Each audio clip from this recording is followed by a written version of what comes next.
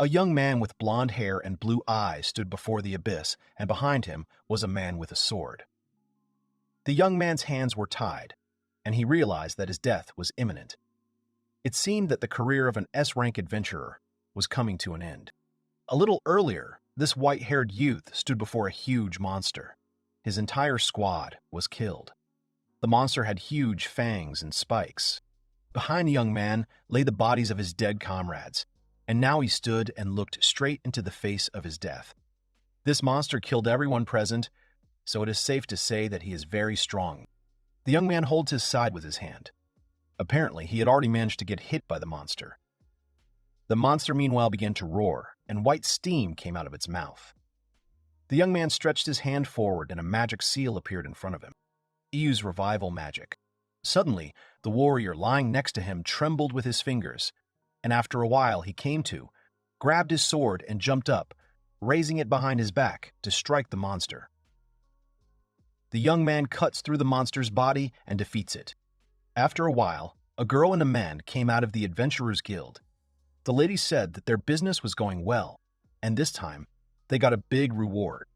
The man replied that the giant monster was on the bonus sheet.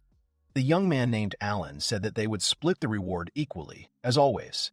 The girl agreed and gave the bag with the reward to the young man.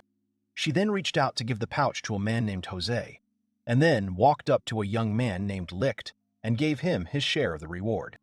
The girl replied that as soon as Lichte joined their group, they began to complete tasks much faster. Joe's replied that, thanks to the skill Resurrection, they can be reborn over and over again, but dying is still a very unpleasant feeling. The girl says that if Alan had not invited Lichte to their group, everything would have been different. The girl asked if the boy really invited Lichte knowing his abilities. Alan gave a negative answer. He turns around and says he wanted to have more people on the team, and luck was on his side. Lichte was on his own, so he asked him to join. Lichte says he was alone because, until now, he had not shown his abilities to anyone. The girl asks Lichte why he didn't show this ability, because it is so amazing. Even the kingdom needs his skills. The boy replied that he did not want to demonstrate his abilities because he was afraid. The girl asks what he was afraid of. He replies that he was afraid that evil people might take advantage of him, or that he might get involved in something dangerous. However, the young man smiles and says that the guys in his group treated him well like no one else, so he really believes that it is okay to show them his skills. The girl runs up and pats Lichte on the shoulder, asking if he really loves them that much. Jose laughed and said that he was really grateful to the boy. The girl says that she means that it is because of Lichte that they are so invincible, and she is very grateful for that. She asks Alan if their dreams of S-rank adventurers are really not so far-fetched now. The young man agrees, places his hand on Lichte's shoulder, and says that he has high expectations for the young man. Lichte smiles and agrees with Alan. So they completed many quests, and all of them gained experience and each of them unlocked new abilities. Before they realized it, the whole group became so strong that they destroyed the enemies without using Lichte's ability. Juice says, sitting at the table, that today's mission was simply amazing. The girl laughs and says that the enemies were super weak. Juice replies that it is understandable, because after all, they are C-rank adventurers. Alan gives the boys their next task. The guild wants them to explore a small temple. It's a very simple task, and the reward is quite good. The girl is surprised by the easy reward and is going to do everything possible. But Lichte looked at this piece of paper questioningly. After some time, the group arrived at the temple. The young man thought that he was somehow lifeless and very narrow.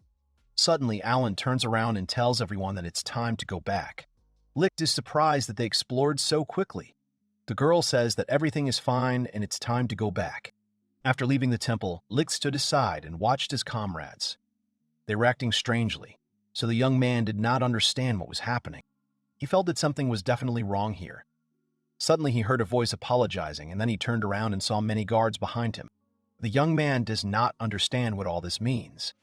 In front of him stands a man with a long beard, looking like a priest. The man shows a piece of paper and says that Lichte will understand everything once he reads this document. The kingdom has issued an executive order, so the young man should not take everything to heart. The guards grab Lichte roughly. The young man resists, but is told to stop. The young man asks what he did wrong because he pays his taxes and works as an adventurer. The man replies that the problem is his ability. Lichte tries to understand how the man knew about his ability. The man says that his skills are too dangerous to leave alone. He is sure that there are many people who were saved by this skill, but it could be problematic if it is used for the sake of a demon's resurrection. Lichte says it's simply outrageous, and he had no intention of abusing the skill. He says that if the man asks his teammates, they will confirm his words. They decide to do so. Lichte turns and asks Alan to say something, but the boy walks past Lichte. He asks for his forgiveness and says that he cannot resist the kingdom's orders. He wants the young man to accept this for their sake. He doesn't understand what Alan is talking about, because if he leaves the team, it will be bad. Alan says that at that time they needed his skills, so they let him join. However, now they have stopped making mistakes and dying during missions. Lichte is surprised. Alan says that, in other words, the youngster was now useless to them. As long as he was still getting a share of the bounty, it was understandable that discontent was growing within the team.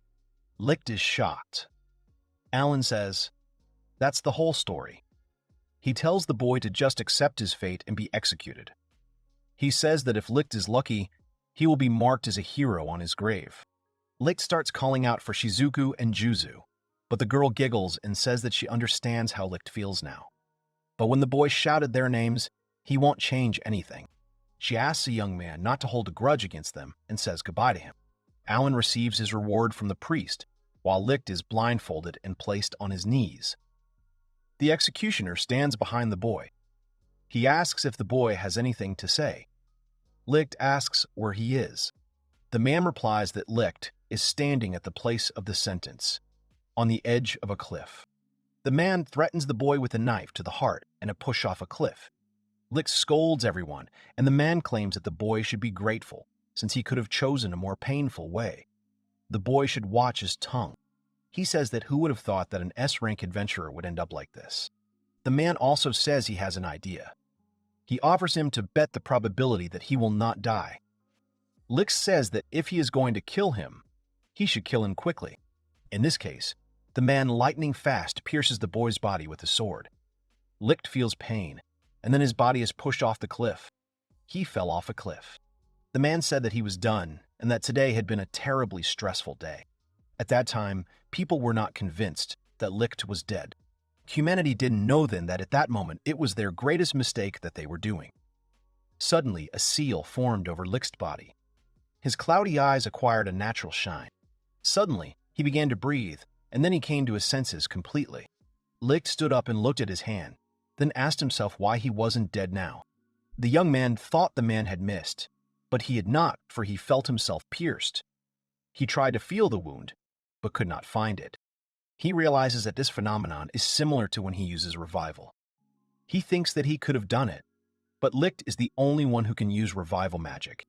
He understands that his skills are also activated when he dies. He also guesses that his former crew members did not know about this. It is likely that one of them hinted to the kingdom about his abilities. Although Lichte trusted them completely, Lichte stands up and says that he better get out of here before it gets dark. He thinks that he can't go back to the Rizago kingdom anymore, so he has to find a place to hide. From this moment on, Lichte's tragic revenge began. Due to the special ability that Lichte possesses, he was betrayed by his teammates and was executed by the kingdom. Afterwards, ironically, he escaped death with the help of the resurrection skill. After some time, the young man came to the edge of the cliff and saw a huge sea. Despite the kingdom's decree, he was revived. Fortunately, his former comrades did not know about it yet, however. He must find shelter. In this world, the ratio of humans to demons in terms of the territory they occupy is about 3 to 7. One day, Lichte heard that there was a suspicious cave closer to the border. He couldn't believe this information because it was from unreliable sources. He didn't know if this cave existed, but now he was on his own and had no other choice. However, it turned out to be just a rumor. Lichte fell to his knees in despair, then picked up a stone and threw it straight into the sea. Suddenly the stone hit something, and an unusual sound was heard. The young man raised his head and wondered what that sound was. It sounded like the young man had hit metal. Suddenly, an unusual door appeared in the stone. The young man wondered why there was a door in such a place. He jumped into the water and began to swim straight to the door. He opened it and saw a staircase leading down. The young man was glad that this was undoubtedly the same door and he had found it. Lichte walked along the stone and gloomy corridor. He wondered if he had reached the deepest part of the cave. He had not encountered a single monster, as if the entire dungeon had been turned off. He looks around and thinks that the cave is so spacious but lifeless, but unfortunately these words cannot change anything. The young man understands that he needs to resurrect the monster sleeping inside this cave.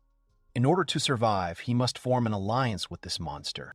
From what he noticed, this cave has existed for a very long time. Therefore, there should be very strong creatures living here.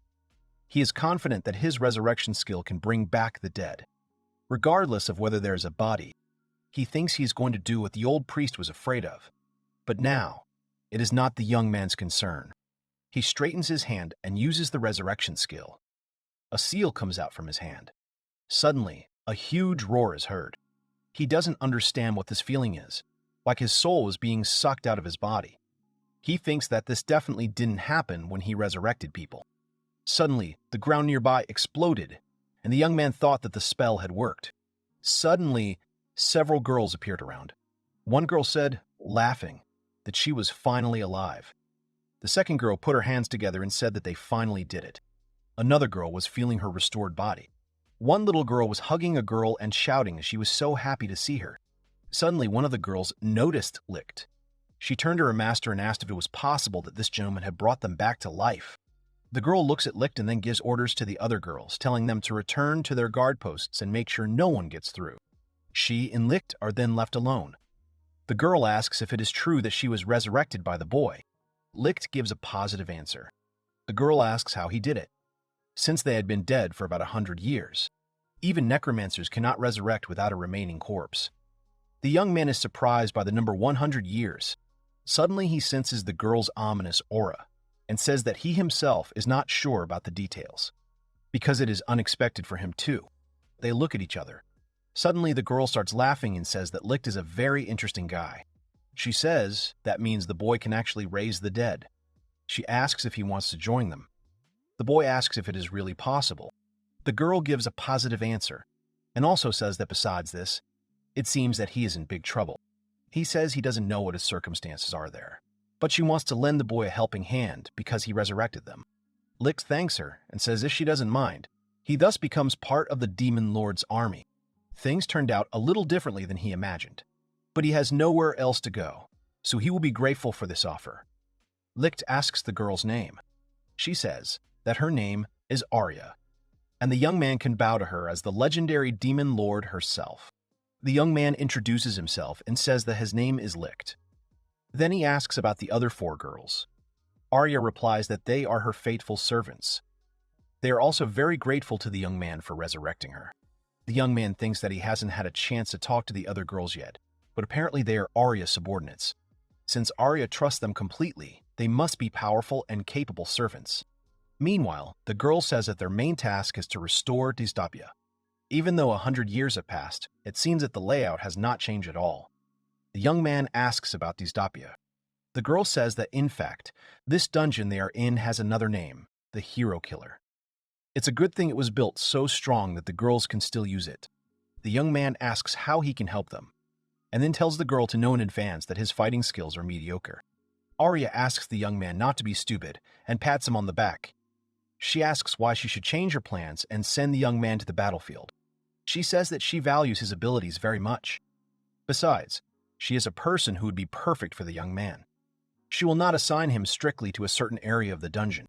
The young man says that he is sure that this cave is huge and these 4 are responsible for guarding all the territories. The fact that all this is guarded by only 4 servants means that they are short of manpower. The young man asks if Arya has noticed anything unusual about these 4. The girl says that she didn't notice, although before they died they all looked exhausted, and she also says that there wasn't even enough time to sleep. Lichte realizes that it seems that the protected area is so vast that they don't even have time to sleep. To think that dystopia, also known as the Hero Killer, was a kind of hard labor. Lichte says he thinks they need to look at the situation from a different perspective. The girl asks if he really thinks so. In that case, she orders him to discuss it with the girls. She waved her hand at him and says that she leaves this situation to Lichte. After some time, Lichte comes to the area closest to the deepest part of the dungeon. The young man apologizes for the intrusion. In the hall of melancholy, the girl Phyrus forgave the young man and went about her business. Lichte noticed her busyness, and she replied that everything was fine. Phyrus added that the feeling of completion was priceless. Then she asked why the young man had come. Lichte looks at the girl and wonders if she is human. Since her territory is in the very depths, it means that she has impressive strength. The boy says that he heard that they were all working hard to protect dystopia, so he wants to find a way to reduce the girl's workload. He says that he already got permission from Arya. The girl bows at Lichte's feet and shouts that he is their savior, so she is ready to cooperate. Lichte asks Fierce how many zones are under her responsibility. The girl replies that there are about 5 zones. Lichte is shocked. The young man thinks that under normal conditions, each zone contains a very strong monster. Phyrus and the others are high-level demons rather than monsters. Not to mention, they don't look like regular servants at all. Lichte wonders why Phyrus is in charge of 5 separate zones at once. The girl says that it is really hard when enemies attack. Since the zones she guards are closest to the Overlord, the pressure is tens of times higher. Lichte understands that dystopia is seriously short of hands. Phyrus says that Iris and Tis are guarding their territory together, so the girl has even more work to do. They can't do anything here, she thinks. Lichte thinks this is not a problem that can be solved in a day. He says that filling the empty areas with traps is the only option. The question is whether Arya will approve.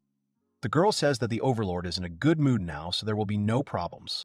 The girl comes up and says that, moreover, since Lichte is the one who resurrected them, she is sure that Arya will listen to him. The girl clenches her fists and says it's time for a revolution. Lichte thinks he can sense the girl's enthusiasm for believing the young man will bring change. After some time, the young man came to the virgin forest where Tis and Iris were resting. Iris tells her sister that they have a visitor. Tis stands up and apologizes to Lichte for not having prepared anything for him.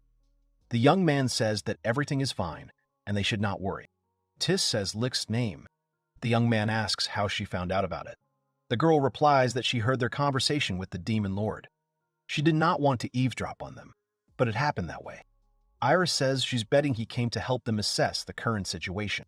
Tis says she's terribly sorry the boy has to do all this. Lichte replies that he came to find a way to lessen the burden on them all. The girls become serious. Iris asks her sister what they should do. Tis says she thinks they should listen to the boy. Lichte says that if he understood correctly, the girl is responsible for this area. They answer that this is exactly so. He asks why they don't split the work, then the other one can take on the next zone. Iris rushes to hug Tis and says that she refuses. Tis laughs and says that this is why it happens. She says that, besides, their abilities are revealed better when they are together with Iris. Therefore, it is not worth separating them into zones. Tis asks Lichte to resurrect their doll servants created by the Overlord, since they did all the dirty work. She wonders if it is difficult to do. The youth explains that he cannot resurrect soulless beings. Tis apologizes for the request. Iris suggests that the Lord create new servants, but Tis doubts that she will agree due to the lengthy process. The young man stands up and says that he will think about it anyway.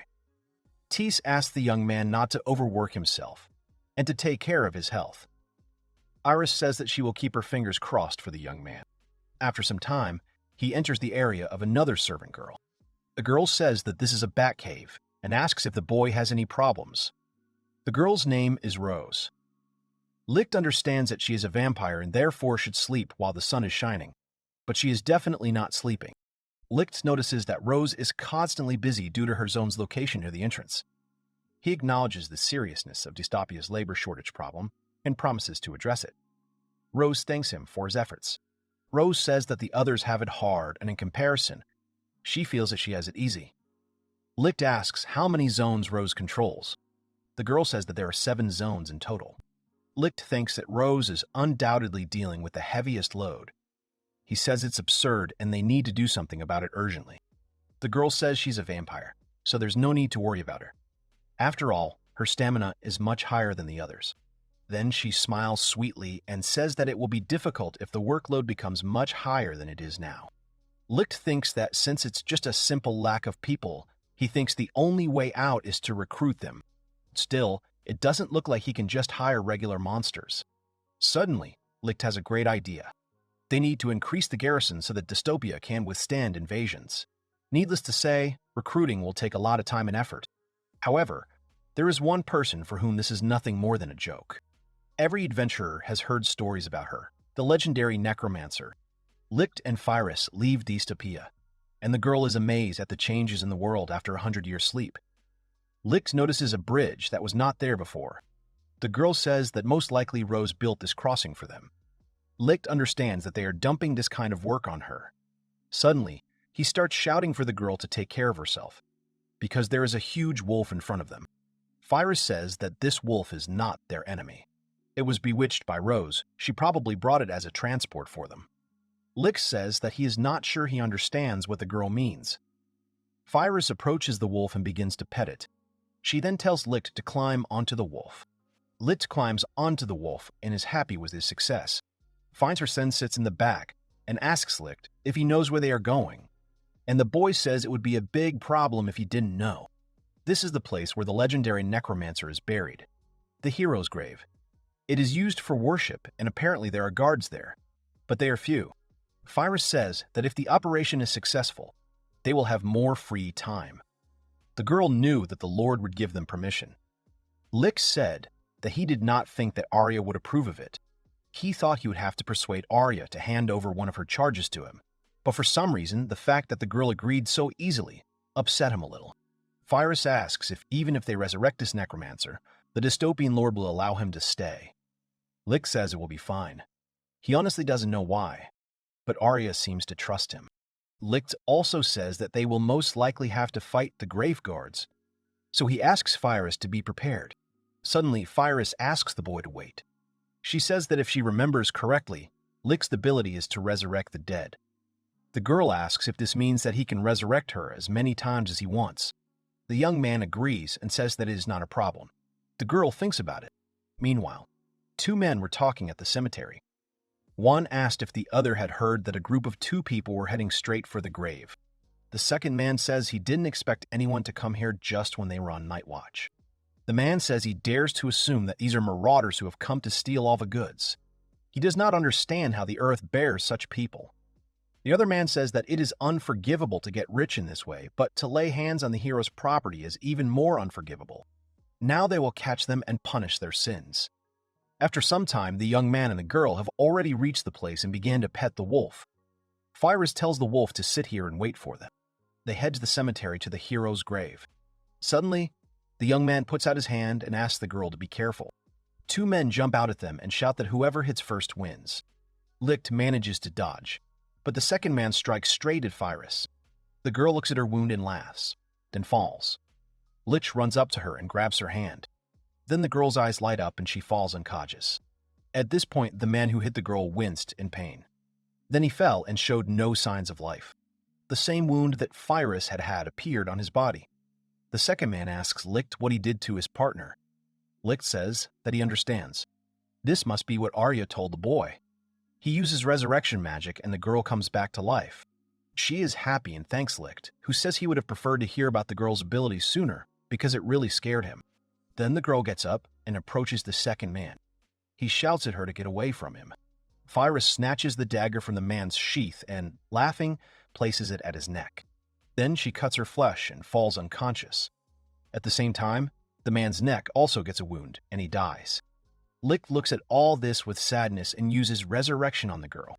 She gets up and, as if nothing had happened, is happy that she is alive.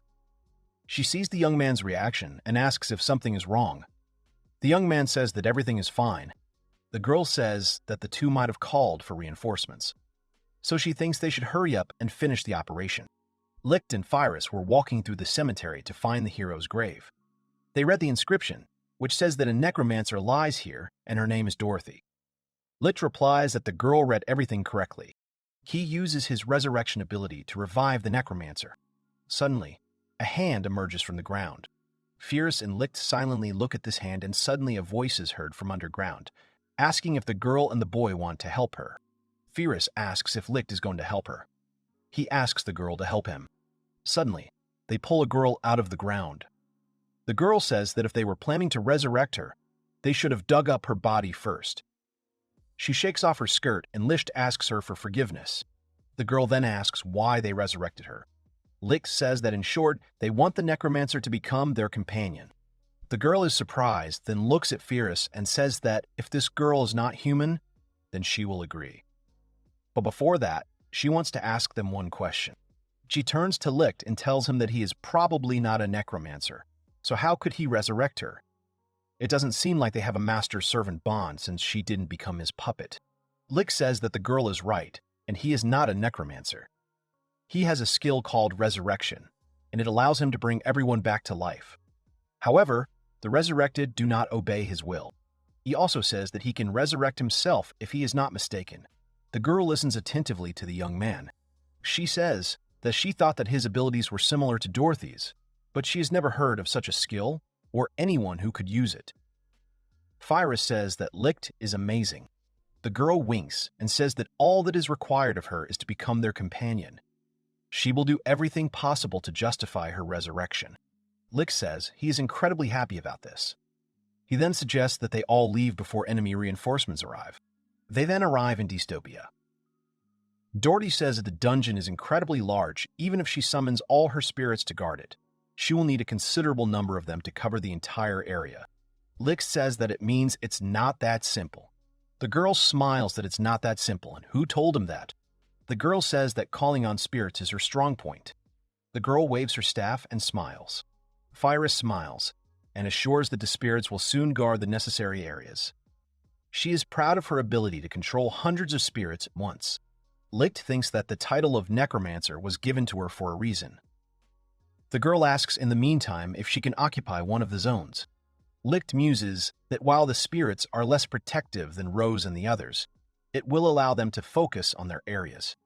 Fyrus is surprised to be working for a demon lord after all these years.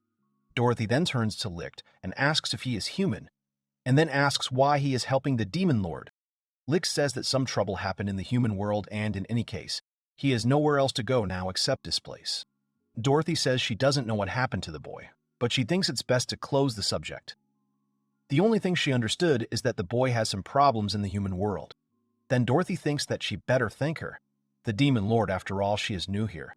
Lichte says that Arya should be sleeping now, so Dorothy shouldn't worry about that yet. It's better to go greet those he considers much scarier than Arya, like fairies, first. Dorothy says that Fairy is the girl who was with Lichte. She would never have thought that such a little girl could be scary. Lichte threatens to stab himself if Dorothy tries to attack. Dorothy admits that this is scary, but trusts Ferris and the others as allies. Dorothy doubts that Lichte can save her in such a case. Lichte tells the girl to be sure that if that happens, he will resurrect her. The girl says that if possible, she would like him to save her before the girl dies. At this time, in the room where Alan was sitting, a girl came in and asked if the young man had found a replacement for Lichte. He replied that he hadn't found one yet. First of all, it's not that easy to find a healer of their level. The girl says that there should be at least a few. Besides, he just needs to heal their wounds. They don't need resurrection. The young man says that's what he's trying to get across to everyone. Each of the candidates is too weak.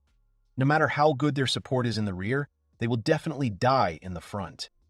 The girl says, "Is the boy talking about protecting their healer?" Alan explains that being a high-rank healer does not make him physically stronger than a normal adventurer, even in an S-rank group. The girl asks if Lichte was useful in battle. He says that Lichte is not a healer. Resurrection was just a skill. That's why his combat skills were on par with theirs. Alan toots and says there's no point in dwelling on him. Alan says that they will take one person into the team to start with and let him be their bait. The girl says that she doesn't mind giving up all of them, and who knows? Maybe they will be much better off without them. She looks at the envelopes and says that there are many applications, so they need to choose. Maybe they will be lucky, and they will really find someone worthwhile. Suddenly, the girl sees a letter addressed to Alan. Alan says he bets they're being asked to do a quest for them again. The girl asks him to take a look. He sees a quest to explore a dungeon. It states that a surge of enormous magical power was recorded from the dungeon. The girl says that this means that the monsters in this dungeon have awakened. It sounds very complicated. Alan says that at first glance, the dungeon is on the border of the human and demon worlds. If they take the quest, then this place is not far. The girl asks if this dungeon wasn't the one that everyone was talking about not long ago. Rumors were circulating that the Demon Lord himself lived there. Alan says the reward will be 500,000 gold. They smile and the girl says they have no choice but to take him on. A couple of days after Dorothy joined the group, Lichte and Dorothy were unpacking in one of the rooms. The young man thought that, surprisingly, nothing had happened during this time. Dorothy turns to Lichte and says that it looks like people have found out about dystopia. The young man is surprised and asks how the girl found out about this. Dorothy replied that she left one spirit to patrol the area near dystopia and eavesdropped on the people nearby. Dorothy explains to Lichte that she did not attack the spirits to avoid problems after their deaths. She also suspects that humans will soon attack them, knowing the location of dystopia. Lichte says they'll figure it out when the time comes. In any case, he thanks the girl for the information. He also says that Farias, Rose, and the others are grateful to Dorothy for the spirits. The girl says that she is glad that she was able to help the girls. She says that in the past she was unable to find a worthy use for necromancy, so working here makes her happy. But still, when the battle begins, she wonders what Lichte thinks her role will be. Should the girl fight next to her? Lichte replies that it will be fine. Rose and the others will deal with them before they reach them, so he thinks the girl won't have to do anything. Arya enters the room and says that she was looking for them. Dorothy is excited to see her and is happy to see her, to which Arya replies that she is counting on her continued service. Dorothy is embarrassed. Lichte interrupts them and addresses Arya, saying that it seems like the humans will attack them soon. The girl cracks her fingers and says that since they want it so much, she will take care of them right now. Arya confirms that Rose and Iris will not leave anyone in trouble, but clarifies that Iris's power only manifests itself near Tis. Rose, in turn, is equal in strength to Oni, so she can destroy any person who stands in her way. Dorothy shuddered involuntarily. She asked Lichte if he thought the girl would ask Rose to let some of them in. Lichte said she probably would, but why would the girl want to do that? Dorothy says that she, more than anyone, understands what it's like to die at the hands of a vampire, so she sympathizes with them. Arya then says that she'll go back to work. The girl waves her hand and says that she doesn't really care how many enemies she has left. Lichte asks if she's leaving already. Arya replies that she's very busy today. Lichte thinks that Arya is not as scary as Fairy, but he still does not understand what the girl is thinking. Dorothy says that she is amazed that the boy spoke to her so easily. Lichte asks what the girl is talking about. Dorothy couldn't help but look up and say that Arya is definitely a demon lord. After some time, Alan and his group were riding in a wagon. The young man asked Alan if he was sure they were going in the right direction. Alan said that he got the information from the guild, so the road is correct. The girl asks, saying that they are traveling for a long time, if their horses are slow. The man asks if Alan has any more information about this dungeon, because all he knows is that a huge magical power was detected in the dungeon. But that is not enough to come up with a battle plan. Alan tells Joes to calm down. He asks if the man really thinks they need to take action against the enemy beforehand. It's too late. The girl says that the boy is right. Besides, she hates using her head for such things. She also asks her not to blame her if something happens. Jose suggests discussing the distribution of the 500,000 gold reward. He believes it is unfair to divide it equally, since the healer puts in less effort. The girl supports his opinion. After a while, they find the entrance to the dungeon. Shizuku asks where the stairs lead. Shuzu asks Alan if he took the escape item. The place radiates danger, and Lichte is no longer with them. Alan says he took the item and will use it as a last resort, so everyone else should be on guard. They tell the healer not to go too far, and then head out. Jose says he senses demons, but then says they are spirits. He then says that what he found here is an undead creature similar to Lichte. Alan says that there are undead right now. They don't have enough stamina to get rid of them. They won't survive a protracted battle.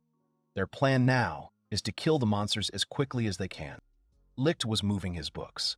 He turns to Dorothy and says that they have cleaned up most of the room. The girl thanks the young man and says that he really helped her out.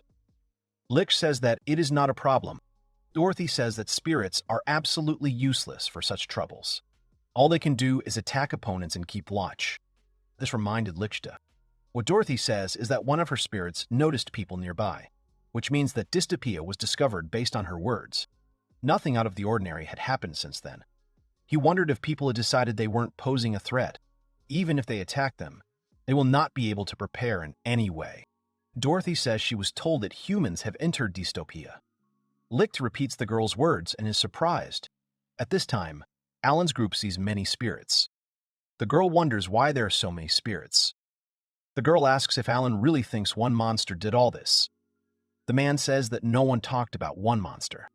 Sosei said that having enough power to control that many spirits, so it can be assumed that there are a dozen leeches involved. Alan asks if Sosei's sure about that. The young man says that if there were 10 of them, they would kill each other on the spot. He has no idea what happened here, but he doesn't care. He orders Shizuku and Juzu not to act alone, but to stick together no matter what. Then suddenly, Rose comes up behind them and greets them. She says that she is sorry that she was given the order to split up their group, so she brought them here. Alan asks who she is. He thinks that Jozu and Shizuku disappeared, meaning that she only moved him here. The girl asks permission to introduce herself, then says her name is Rose. Alan thinks that if this is his opponent, then she must be strong enough to refuse the chance of a surprise attack. He asks the girl about the dungeon. He says that Jose was wrong in his guess. Rose asks if she owns the dungeon. The girl says that she is his rival. Alan swings his sword and tells the girl that she did not have to say those words. He strikes, but suddenly his sword is not in his hand. The girl picks up the blade and says that it is very excellent. It saddens her to see how carelessly people use it. Alan asks how the girl was able to snatch his sword so deftly. Rose says that the boy's swing was too slow, so she borrowed it for a while. The girl returns the sword to the boy. The boy asks who controls the spirits. He says he can tell for sure that it was not Rose who summoned them. He orders the girl to tell him where this person is now. The girl says that she doesn't actually know the exact location, but she thinks the girl is with Lichte. Alan asks why that name is coming out of her mouth, and if the girl knows it. He then says that it is impossible. The girl says that those are her words.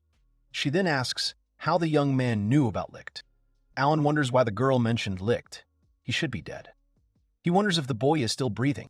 Alan ignores the girl's comment and creates bats on his hand. The girl laughs and admits that she is beginning to understand Lichte's feelings. The young man understands that he must somehow get rid of them. Alan suddenly realizes that he can't move. The girl says that with such a build, she doesn't think she'll be able to get much blood from the boy. Suddenly, she wonders if she asks Lichte to resurrect the boy. Then doesn't that mean she will have a perfect and endless system?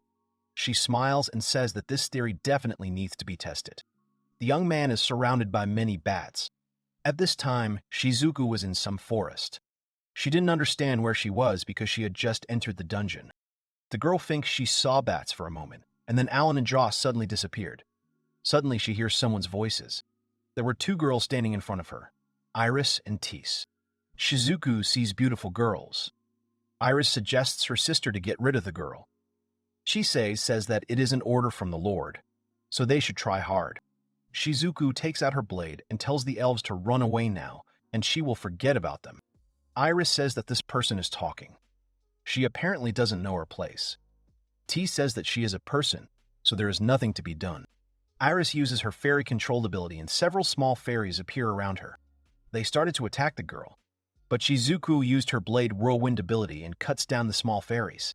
The girl continues to attack the fairies, but suddenly one fairy touches the girl's body and begins to penetrate inside. Suddenly, Shizuku realizes that she cannot move, and her sword falls out of her hands.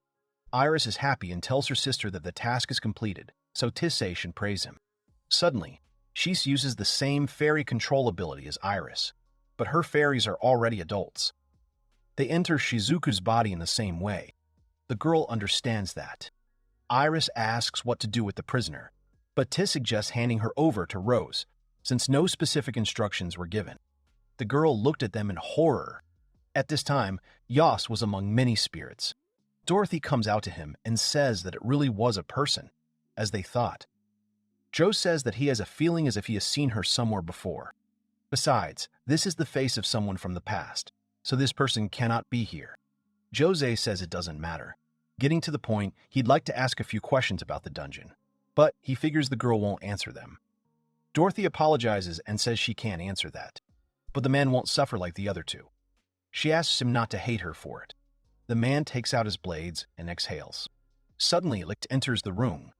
The girl asks where he went. The young man says that he spoke with Fyrus. Suddenly, Jos calls the young man and asks what the young man is doing here. Jos asks the young man what he was doing there. Lichte replied that he had the same question for the man and asked why he was there, since he had been executed earlier. Lichte replies that it is, but he was able to come back to life. He says that since Jos is here, Alan is too. He asks where he is because he wants to talk to him. The man says that he would also like to know where he is, because wasn't their separation part of Lichte's plan? Lichte places his hand on his chest and exhales, then asks if Jos knows about the decree ordering his execution. The man says he knew about it. Lichte asks what his opinion was on the matter. Jos replies that their group would no longer be as strong. Lichte replies that it is just like him. Sosei says that now it is Lichte's turn to answer his questions. She asked how Lichte ended up alive and what he was doing in such a place. Lichte said that he had already answered that he had come back to life thanks to his skill. The demon lord and her retinue were also resurrected by him. Jos asked the youth if he was telling the truth about the demon lord. He calls Lichte stupid and asks if he realizes what he has done. The young man has committed a grave sin that will forever go down in human history. The young man replies that he does not care. Sosei says that once the king finds out about this, he will attack them with all his might and crush them, no matter what it costs him. Lichte seriously tells them to attack. Sosei says he understands and then takes out his blades. He thinks that as long as he has this item, he will be able to teleport instantly. At any cost, he must return to the kingdom and report that Lichte has joined the demon lord. Dorothy calls upon the spirits to attack the man. The man pretends to attack, but throws an object for movement. Lichte and Dorothy look at him as he disappears. Sosei is transported to another location and realizes that a barrier has been erected. He is certain that he should have been transported to the entrance. He doesn't see a single enemy. Normally, he would be happy, but this dungeon is much scarier than the others. Suddenly, Fyrus enters the room and greets the man. Jos realizes that the girl is unarmed and there is no hostility, but he must do it. He attacks from behind and kills the girl. He breathes a sigh of relief. But the next moment, he dies from the same wounds. At this time, the man reports to the king and says that contact with the adventurers sent to explore the dungeon has been completely lost. The man says he dares to assume that something terrible has happened to them. The king says he had a bad feeling, but he certainly did not expect this. The man says that he believes it can be concluded that there are many monsters hiding in this dungeon. The man says that it is not necessary to say, but the question remains the same. Are they enemies of the kingdom? If they are enemies, then a battle is inevitable. The man says that instead of limiting themselves to alliances with neighboring countries, what if they share information with the elf and draconian races? This case is a threat to every nation. He thinks it is better to form an alliance with them before it is too late. The king orders preparations to begin immediately. Besides, the monsters could regard their research group as a declaration of war, so he will not be surprised if they decide to take revenge on them tomorrow. Their kingdom will endure. Arya sighs and says things are not good.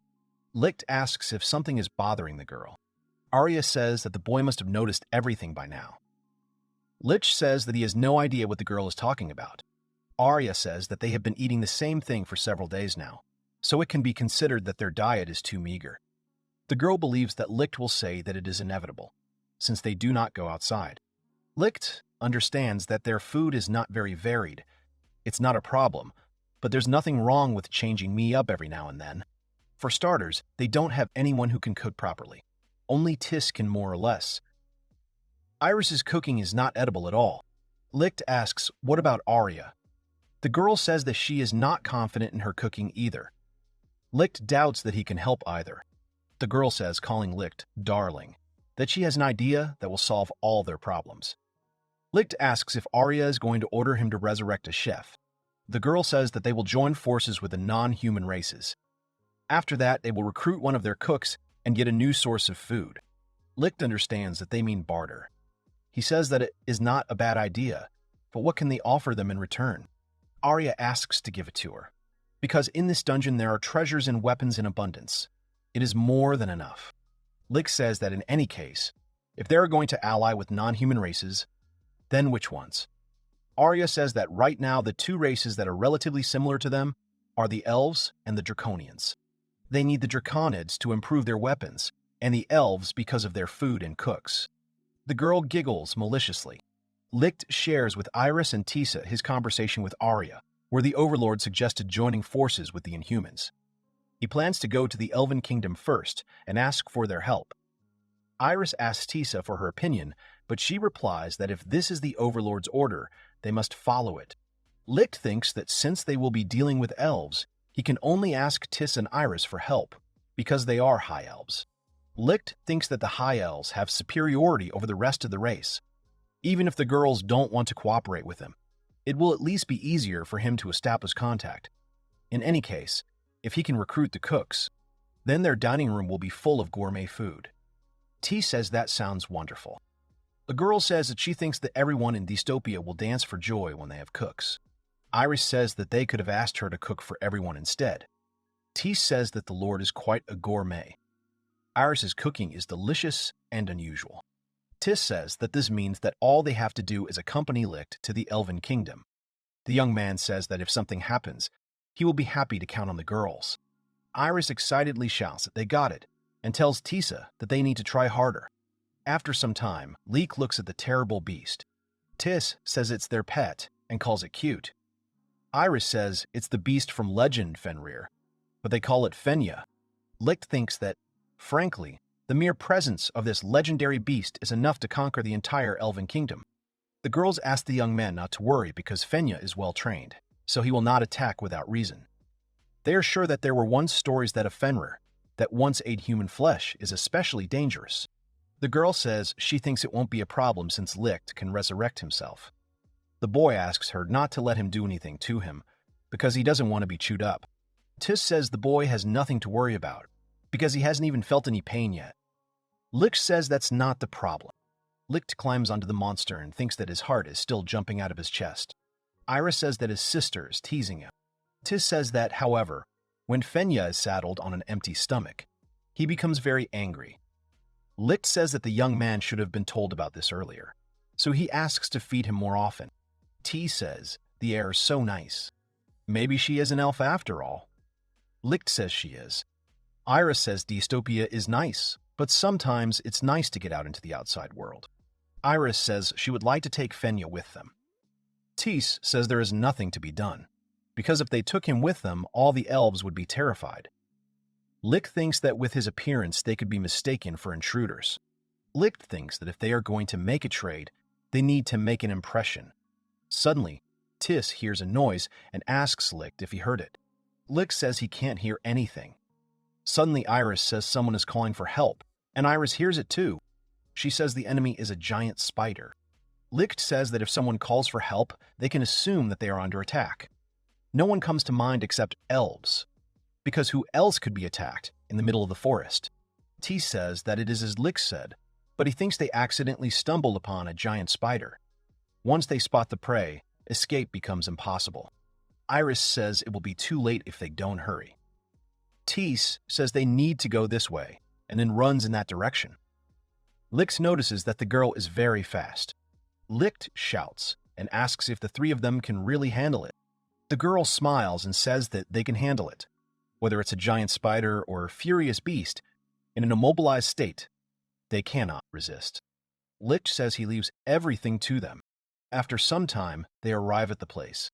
Tis says they seem to be late. Iris says they are just a little short. The spider gets very close to the elf's body. Tis and Iris are scared. Then they use the ability to control fairies together. They attack the spider. The spider is immobilized.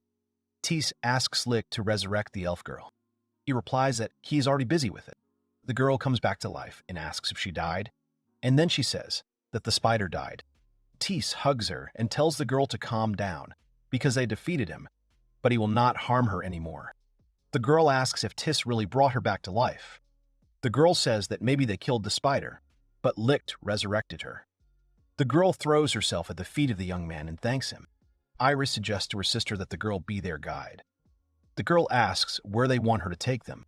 Lichte says that they need to get to the Elf Kingdom. There are many things they are unsure of, so they would be glad if the girl could help them figure it all out. The girl says to give her all this.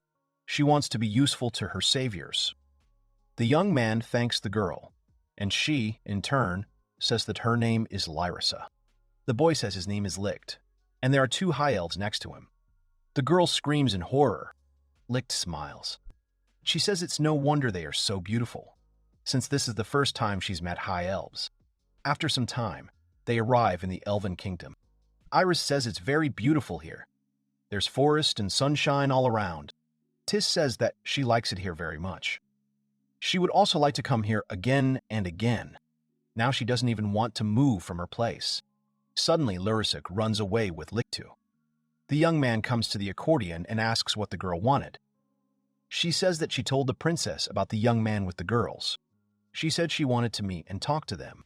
Lichte is surprised, because he didn't think that everything would be so easy. The lyrics say that the princess is waiting for them in that tree. The lyrics tell the young man and the girls not to worry, because she will walk them home. Iris turns to Tisa and says that she also wants such huge houses in Dystopia. The girl replies that she does too, and then says that they will ask Rose to ask them. Lichte says that the girls should stop this idea, because it will put even more responsibilities on Rose, and she could die mentally. Tis says that jokes should be put aside. Iris should remember that it is forbidden to use bad language in front of the princess. The girl says that she understands. Lichte asks what will be stronger, Tis or the princess, to which Iris replies that Tis will be stronger and no one else. Lichte then asks who Tis respects more, to which the girl replies that she is a princess. Lichte says that they will have a deal with the elves, so she should try to describe it. Iris says that they would be extremely happy to use their jewels and weapons to help the talented people of your country and take advantage of their help. Tis praises Iris's speech and says that she is happy for the girl. She tells Lyrissa that they are ready, so she apologizes to her for keeping her waiting. Iris turns to Tis and says that if the princess hates them, Tis replies that the demon lord will be upset. Lichte says that this will cause great waters. Lichte thinks that, given all the risks and failures of this idea, he still hopes for a successful outcome. They enter the princess's reception hall. The girl bows to them. Then she says that her name is Alucy. Lichte says he's glad to meet you. Alucy says that she is already aware of the recent events. They saved their dear Lyrica from the clutches of a huge spider. She also apologizes for thanking them in this way for this deed. Lichte asks her not to worry, because everything is fine. The girl says that she really doesn't know how to thank them. This huge spider has been tormenting them for a long time. They tried to defeat it in every way, but they didn't even suspect that someone else would defeat it. She turns to Mr. Lichte. She thanks him warmly for his help, and then says that she was told that the young man had a serious talk with her. Lichte replies that this is exactly it. Iris says that they would like to give the elves their weapons and treasures in order to help the talented people of this country and take advantage of their help. Lichte panics and does not understand what is happening, and Tis covers her mouth. Alucy smiled and said that she was glad, because that was exactly what they had problems with. Lichte laughs, but the girl says she's joking. The young man understands that he's also being joked about. Alucy says that, frankly speaking, there are many children in their country who would like to see what happens outside the forest, so she would be happy to consider the possibility of employing them temporarily. Lichte is surprised, but Taizé intervenes and says that she thinks it is not very good to continue the conversation in one direction only. Lichte says that the girl is right. Alucy says that if they don't mind, then couldn't they destroy their enemies, just like they did with this spider, because they themselves don't like to fight. Iris turns to Tisa and says that since that's the case, they can easily handle it. The girl replies that her sister is right. Tis then asks Lichte if he is against it, but the young man replies that he supports the idea. In his mind, he thinks that of course, in Dystopia, the demon lord does nothing but scratch his fists in anticipation of battle. Alucy says that in that case they can get down to business. They have plenty of children, so they can't worry. The girl asks Lichte to tell the demon lord that the elf queen is counting on her help. The girl bows after them, and then Lyrissa accompanies them to the exit from the forest. After a while, Lichte said that the princess was very good and Arya should learn from her. Iris said that one should not speak like that, because their mistress had her own good qualities. Tis notes that Alusi said that she was counting on the demon lord's help. But did they ever tell her about their mistress? The young man assumes the contact has been established with the elf somehow, so the dragon men are next in line. Lichte and Rose flew over the desert. After some time, while Lichte was flying with Rose, the girl said that it was so fresh outside that it even lifted her spirits. Lichte flies with the girl and says that she should rest more often. Lichte senses that Rose is uncomfortable without work. He planned to go to the Dragoman settlement alone, but Rose joined after finishing her business in dystopia. Lichte asks Rose if she never thought that the day would come when he would fly in the sky. The girl says that flying is really fun. Lichte asks Rose if it will be okay if the sun hits her, since she is a vampire. Rose says it is okay. Gone are the days when the sun's rays were her weak point. The girl smiles sarcastically. The girl then asks what they will do if they find themselves in a dragon people settlement and suddenly they attack. Lichte says that if they attack, they should not fight under any circumstances. Rose asks why not. Lichte replies that they need to befriend them so they can start remaking their weapons. That's what Arya said. The recently revived dystopia does not have all the capabilities to produce new weapons and armor. But if you try to strengthen your friendship with the dragon people, then even if they refuse to work for them in dystopia, then the orders in the settlement should definitely be accepted. And to get them interested a little, Arya provided her weapons from the warehouse. Rose tells Lichte that they are getting close, so he asks to hold on to him. The girl lowers Lichte. Then his wings turn into a bat, and then the bat turns into an amulet. Lichte grabbed his head and said that they had arrived. Meanwhile, the draconids were splashing in the river. Suddenly the girl felt something. The young man asked what his sister felt. The young man turned to his sister, whose name was Laka, and asked what was going on. The girl said that she had a bad feeling and asked the young man if he felt anything. She then apologizes and says that she thinks they should finish up quickly and go home. The boy says that he really does think they should come back early. The girl replies that things are not easy for her mother right now. They took the nets with fish and went into the forest. The girl says she hopes her mother will recover. The boy says it is not like her to show weakness. The girl admits the young man is right, but is concerned about her poor appetite. She suggests finding a magician healer. The young man doubts, believing that magic only helps with wounds, not illnesses. The girl says that the young man is right, but first she suggests that they return home, because maybe their mother will feel better today. At this time, Lichte was walking with Rose. They were looking for a settlement of dragon men, but this place does not look like a country at all. Apparently, they are quite far behind the people. Rose asks if they plan to attack. Lichte prefers to negotiate first and suggests finding a local, believing the dragon man would be more likely to agree to talk. If there are two of them, they will feel some advantage and attack them first. Such cases sometimes occur. Rose asks Lichte to look, and then sees two draconians, very young in appearance. Lichte realizes that there are two draconians after all. However, they have no weapons, and there is no one nearby.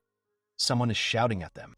The young man calls his sister Laka and asks her to look there. The girl puts out her hand and asks Brother Kane to be careful. She says that the man looks human. However, that woman is of a completely different race, and she gives off extremely unpleasant energy. The young man lays down a net with fish and addresses Lichte, calling him a man, and then asks what his business is with them, since this is no place for people. Lichte says that there is no need to shout at them like that, since they are not enemies. They would like to make a deal with the Draconid people. Klein asks if he is a traitor. He says he knows the humans have nothing useful for them. If they turn around and leave right now, he will turn a blind eye to their behavior. Lichte asks them to first look at the sword he brought. He shows the sword, and Lauka and Klein are surprised by such a weapon. They exchange glances. Coin hopes that the humans have a cure for their mother, and is willing to offer any exchange. Lauka is skeptical of the idea, but agrees that it is worth asking. Lichte asks if Rose has such a medicine, but the girl says that she has nothing but garlic. Klein asks where she got garlic from, since she is a vampire. Lichte asks what kind of medicine is needed and asks for details. Klein explains that their mother is seriously ill, and they are willing to do whatever it takes to get the medicine they need. Lichte says that in that case, he thinks he can cure it without medicine. Klein asks how and in what way. Lichte says with his skill. Lichte says that if he takes him to his mother, he thinks he can help her. Klein tuts and says that if the boy has such an ability, he must prove it. Only then can the boy trust Lichte. Lichte talks about proof. He looks at the dead fish in the basket and asks if that will do. He uses his ability and a seal appears in front of his hand. Suddenly the fish in the basket came back to life and started flopping around. Klein and Laka were surprised by this. They realized that Lichte is their savior. After some time, they return to the latter. The Draconians are surprised by the humans' appearance and doubt their abilities. Laka claims that Lichte is capable of helping their mother, citing his past accomplishments. They ask if the girl is sure of her words. Laka answers positively. The Dragon Man says he understands, and then asks Lichte if he can heal her. Lichte says that first, they should let them examine her condition. They approach the bed and examine the woman lying there. Rose whispers how Lichte will heal her. She asks if she can be healed if he resurrects her. Lichte answers positively. Lichte whispers that she can be healed by resurrection. But in order to be resurrected, she must first die. He says that all the Draconians are looking at them from all sides, so he doesn't think she can do it. Lichte thinks that if he does something suspicious, they will attack him without hesitation. If they use resurrection as a cure, then maybe he can gain their trust. Rose whispers to Lichte to leak this matter to her. The girl approaches the woman's neck, then bares her fangs and bites into her body. Suddenly, the Dragonid calls Lichte and asks what this girl is doing. The young man says that she is simply checking her pulse. Based on this, he will decide what healing magic to use. They must definitely check her pulse. The Dragonid apologizes for interrupting. Rose says she's finished. The young man approaches the girl and uses his ability to resurrect the dead. The woman opens her eyes and abruptly gets up from the bed. Klein and Lauka are amazed that their mother is finally healed. The woman turns to her children and tells them that the pain in his body has completely disappeared. The woman asks what could have happened. Klein and Lauka rush to their mother. They hug their mother with tears in their eyes, and Lauka says that Lichte was able to heal her. The woman says he doesn't know how he did it, but she feels good. She also asks the boy's name. The young man says his name is Lichte, and the girl next to him is called Rose. They are very happy to meet each other. The woman bows with tears in her eyes and thanks Lichte and Rose. She also says that she has no idea how to thank them. She says that she will try to repay the young man doubly. Dragonmen always thank their benefactors. She asks to tell how the young man can thank them. Lichte says that they would like them to improve their weapons and equipment, and they would really need their help. The man asks if the young man is sure that this will be enough for him, because they can do it easily. They forge a gun before breakfast. Kane says that he thinks that this is a little different. He asks Mr. Lichte to show them his weapon. He takes out a sword. All the Dragonids are shot and ask the young man what kind of thing it is. Lichte says that they will prepare materials for them, and in exchange, they could improve the weapon. The man calls Kane and Lauka, and says that they have an incredible amount of work to do now. Kane says that they will definitely repay them for their help. The girl confirms her brother's words. A friendly relationship has been established between Lichte and the Dragonmen, leading to increased cooperation between the elves and Dragonmen. This strengthening of the bond will help them to work together to combat any threats. People don't yet know that Lichte has acquired everything they never even dreamed of. Sometime later, in Dystopia, Dorothy asks if they are really allies with the elves and Dragonmen now. Lichte gives a positive answer and says that the Dragonmen in particular are very grateful to them. Dorothy says that even she could not have imagined that there would come a time when they would become allies with them. The boy says he's lucky after all, he just resurrected their mother. Dorothy says their mistress seems to have become very interested in the outside world lately. She also wonders if the girl really wants to capture him. Lichte doubts that Arya would risk it again after the events of a century ago. Dorothy confirms a taboo on such topics, and Lichte recalls Arya's anger when trying to find out the truth. Lichte suggests that the Dragonmen's weak military might is preventing them from conquering new territory. Dorothy agrees, adding that the humans' superior numbers make them a serious threat. Lichte says there was a rumor that the human king had an ace up his sleeve. The girl asks if Lichte is talking about some kind of weapon or ferocious monster. Lichte says he doesn't know. That's why he's scared. He says they need to warn Arya. Maybe she can come up with a plan. Dorothy says it would be great if she spied on them, but she can't go into the kingdom. Suddenly, Rose runs up to them and calls Lichte and Dorothy. The girl says that they are currently having a meeting with the Demon Lord, so shouldn't they hurry? Lichte asks if it has already started. She says that this time it is very important because the lady had a quarrel with the Eastern Demon Lord. After some time, everyone gathered in the throne room. Lichte asks Arya what happened. Iris asks Tease why the Demon Lord is silent, but the girl tells Iris to be quiet. Fierce tells the Demon Lord that she is worried. Arya lets out a sharp sigh and everyone goes silent for a moment.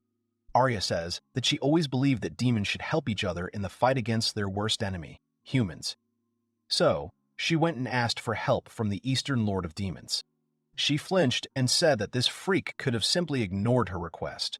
But no, he thought that she was insulting him, so he unleashed a magical attack on them. Rose says that this is what the attack was like that time. Lichte asks what the girl is talking about. Rose says that there was an explosion at the entrance last night. The young man replies that he did not know this. Rose says that the young man was sleeping at that moment. Arya interrupts them and says that it didn't cause them much damage, but they have no choice but to respond in kind. The Demon Lord asks his subordinates if they are ready to fight. Lichte asks Arya not to get excited, and then says that they don't even really have military power yet. Maybe they should hold off on declaring war for a bit. The girl replies that she has already thrown explosive magic at their territory. She laughs, imagining the fear of the people, and Lichte understands that the situation is getting worse. It is unknown when to expect an attack, and now the war with the Demon Lord has begun. The young man replies that this is true, and that he heard something about this Demon Lord when he was still living among humans. No one has ever returned alive after a battle with this demon. I think his name was Garga. Lichte notes the power and danger of the demon, known for its destructive spells. Arya, however, does not know the details, as power in their family passes from father to son. The girl says that she will not leave an heir. However, she still remembers where their castle is located. Lichte understands that they have already decided on the place of attack. Iris asks Tease if they will really fight. She says she doesn't want to lose. Tease hugs her sister and tells the girl not to worry. They won't lose as long as Mr. Lichte is with them. Arya stands up abruptly and says that everything is exactly like that. Lichte is the most important figure on their battlefield, so he will give the girl a good workout. She asks if the young man needs details. He will be gentle with simply resurrecting the girls if they suddenly die. In particular, he must take care of Fyrus. The boy says he understands and will try. Fyrus says he has hopes for the boy because it seems they are on the same team, which means they are invincible partners. The young man smiles and says that they will do their best. After a while, Lichte says that they say war is voluntary. Dorothy asks what their plan is, since they don't have much time. Lichte realizes that they have no time to plan due to the unpredictability of the Demon Lord's actions. He would like to go on the offensive right away, but the enemy can predict their moves. The enemy's forces are likely comparable to their own. Rose suggests a kamikaze-style attack, but Lichte is against it. Ferris supports her, noting her talent for unusual attacks, and Dorothy advises to wait. There are only 7 of them, so they are unlikely to fight face-to-face. It is possible to weaken Dystopia's defenses a little and use its spirits. Lichte thinks about it and says that it's not a bad idea. It's unlikely that the enemies can turn a blind eye to such a large number of spirits. Iris turns to her sister and asks what they should do. The girl says that they will have to accompany the dead souls along with the spirits of the forest. Rose asks for forgiveness and asks what she should do. Fyrus says that apparently there is nothing left but a kamikaze attack. Lichte says that he will think of something for them. Iris sympathizes with Rose and offers her the role of distracting her enemies with her attractiveness. These considers this idea excessive. Rose clenches her fists and says she will try her best. Lichte asks her to calm down. Fyrus remembers something and says that the girl can turn into a bat.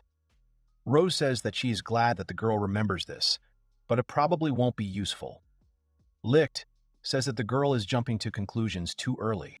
He asks if Rose can turn into a mouse now. The girl says she can.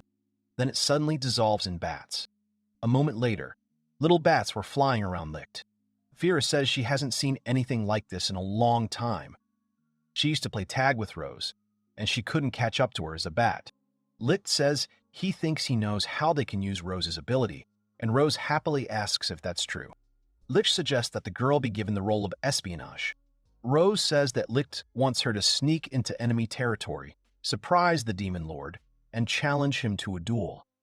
She says that the Demon Lord won't expect it, so it will buy them a lot of time. Lichte replies that he doesn't think it's worth going that far. The girl confidently says that she'll try. After some time, Lichte and Pyrrhus were running away from a huge dark monster. He strikes, but the boy and girl deftly dodge. The fairy, which is Iris's ability, flies towards the monster and immobilizes it. Lichte says that it was to be expected. There are never so many monsters in human territory. If the Iris fairies hadn't saved them, they would already be dead. The demon's territory, which occupies 70% of the earth, and they are currently on the eastern part of it.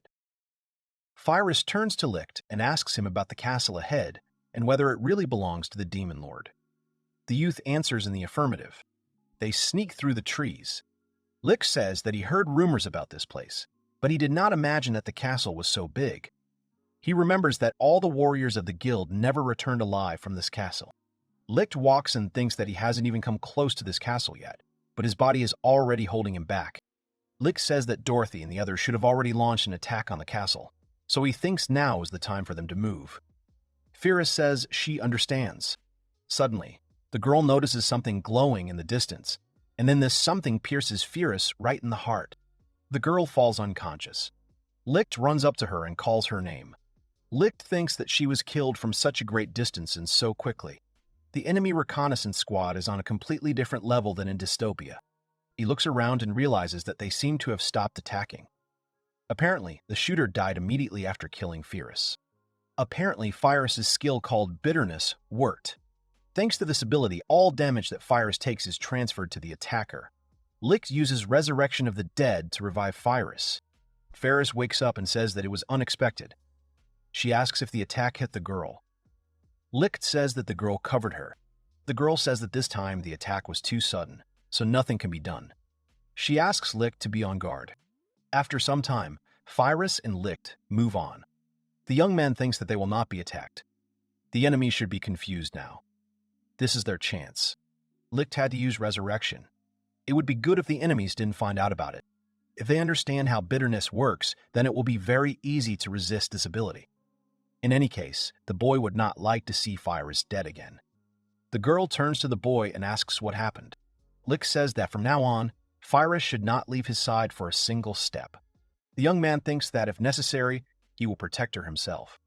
Ideally, he would like the girl to use her ability on the Eastern Demon Lord. And for this to work, his skill must be hidden until the very end. Pyrrhus says that she, of course, is not against it because she and Lichte are partners. The girl gets embarrassed and says that she also wants to be there. Approaching the castle doors, Lichte says that they do not know what enemies will await them, so he asks the young man to be on guard. The girl grabs Lichte. At that moment, a huge man was shouting and asking what was going on here. The girl turned to Mr. Doba and said that she had come, and the girl was already in that state. Doba said that the enemy had already infiltrated the castle. Luluka's intelligence skills were among the best among all demons. He didn't know who killed her like that, but he certainly knew who he was aiming for. The girl turns to the gentleman and asks what will happen to the girl. The man says that they need to leave her now, and they will sort it out later. The girl asks for forgiveness and says that she feels like she was killed in a strange way. The man says that he thought so too. There are no signs of battle in this room. The enemy may be very strong, but this girl could not have died without fighting back. The girl is Luluka, and she led the demon army. Doba says that it looks like Luluka took damage right after the enemy's attack. The girl asks if it's possible that they have a demon that has the same abilities as her. Doba replies that this is unlikely, because these abilities cannot be one-to-one, but there is something else here. Suddenly, Doba turns around. He realizes that someone has entered the castle. He orders the girl and tells her to inform the others about Luluka's death. The girl says that she understands. Doba also adds that it may not be necessary, but just in case, she should warn His Majesty, the Demon Lord Garga. He then tells her that they will meet later, once he is done with those scoundrels who have infiltrated the castle. The girl runs away and wishes the man luck. Doba takes out his sword, which is the Sword of Disgust. It is able to accumulate and increase its power when she experiences hatred. and is now in its best form. Meanwhile, Lichte and Phyrus have already infiltrated the castle. Lichte realizes that the invasion was successful. Dorothy's spirits have already surrounded the perimeter. Then, Lichte. They call out from the side. Doba says that the young man and the girl are very brave since they decided to invade the territory of their castle. The young man turns to Phyrus and asks her to stand behind him. The man says his name is Doba. He says he sees that there are spirits of invaders everywhere, and will they disappear if he breaks the young man into pieces. Lichte says who knows and offers him to try. Suddenly, a young man standing next to Doba says how dare Lichte talk to Mr. Doba. Doba orders the young man to be quiet. He then turns to Lichte, calling him a man, and says that he asked for it. The man lunges and attacks Lichte, but the boy manages to block his attack. Doba says that he realized that the boy knows how to handle a sword. He says that Lichte is not like all the other people who dared to come to this castle. However, Lichte is not strong enough to defeat Doba, so only death awaits him, and now he will show Lichte what strength means. Lichte blocked the attack with difficulty. Doba asks what happened and why the boy can't fight back, or is it really more important for him to protect this girl? Phyrus asks Lichte for forgiveness and says it won't be a big deal if she dies. Lichte says they'll save Phyrus's power for the Demon Lord. Now they just need to deal with these little insects. Doba says that Lichte seems to be underestimating them. One of Doba's assistants breaks past Lichte and goes to attack Phyrus. The young man screams that the girl is finished. At that moment, Doba's second assistant, an archer, shoots an arrow straight at Phyrus, and the first young man delivers multiple cutting blows with his blade. The girl falls unconscious. The young man smiles and says that Fairy is weak, and next time she will know how to invade someone else's territory. The boy runs towards Dobu, but suddenly dies from the same wounds as Phyrus. Dobu sees this and says that they received exactly the same damage. He asks Lichte if this girl was able to repel their attack, or if the attacks are repellent if someone wounds her. Doba says that it looks like he's right, and it's clear that he killed Luca. He says that who would have thought that she would get herself attacked. He begins to hit Lichte harder. However, suddenly his hands begin to shake and the sword falls out of his hands. The man does not understand what is happening, and suddenly blood begins to flow from his eyes.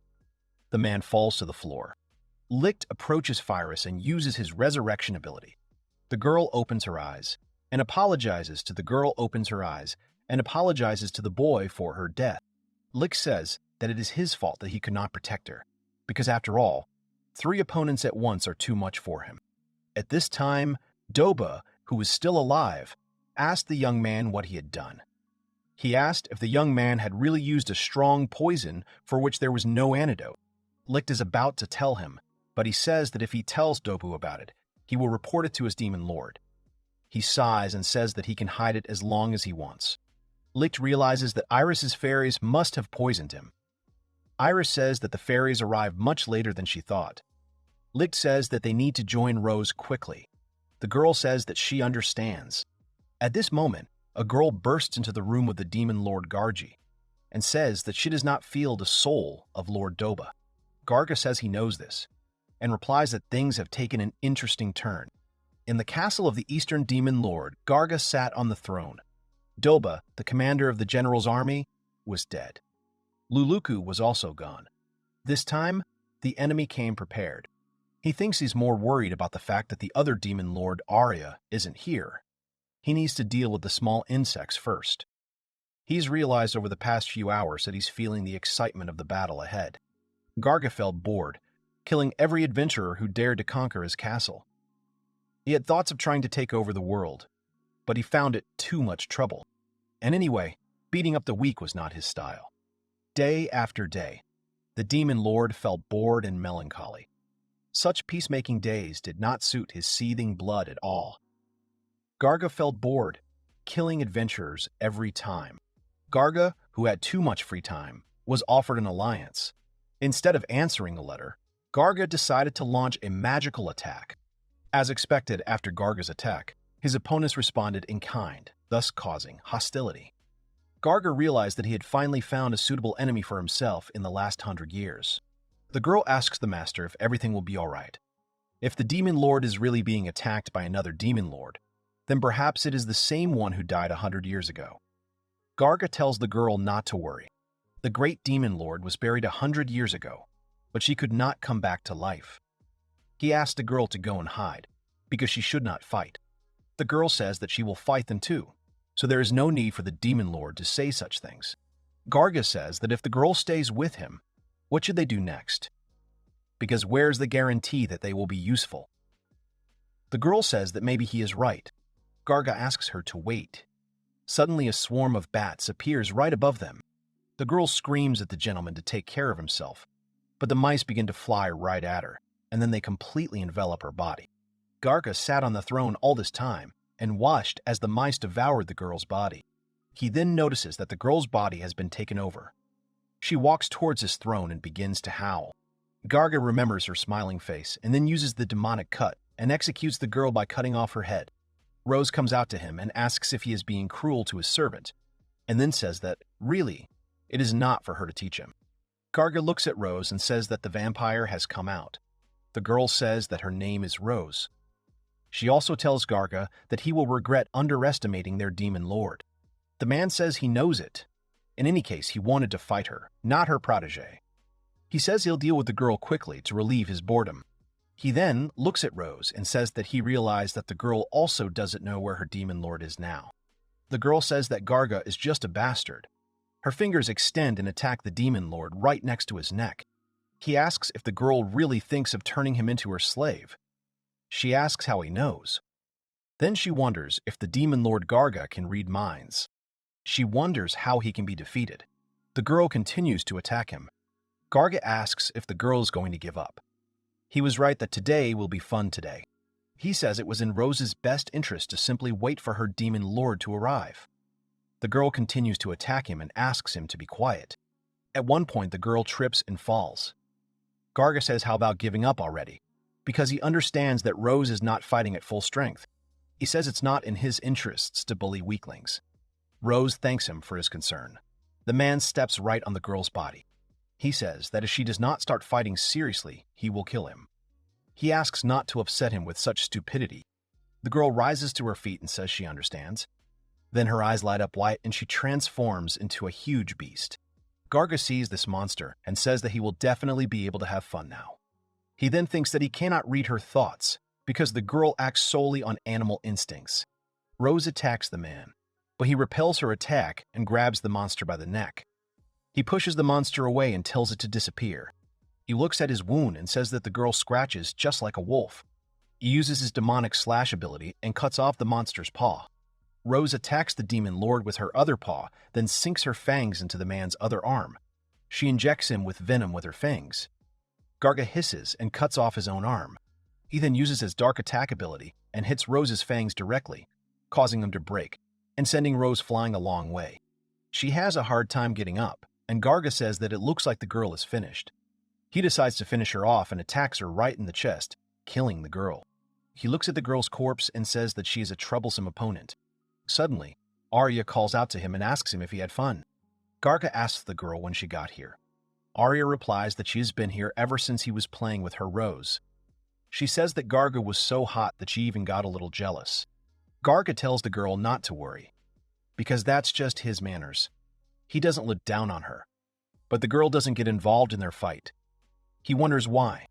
He looks at the wound on his only arm and thinks that he hopes that he will have enough strength to use only his right hand. Then, he says he understands. The girl in front of him is the demon lord Arya. He says she has worthy servants, so the man is even jealous. The girl says she hasn't even introduced herself yet. Garga says that he knows that the girl is now preparing a magical attack. He asks the girl not to be shy, and says that she can attack him with a calm heart. Arya frowns and asks not to say another word. Garga thinks that with this provocation, he will try to weaken her attention a little and catch her off guard.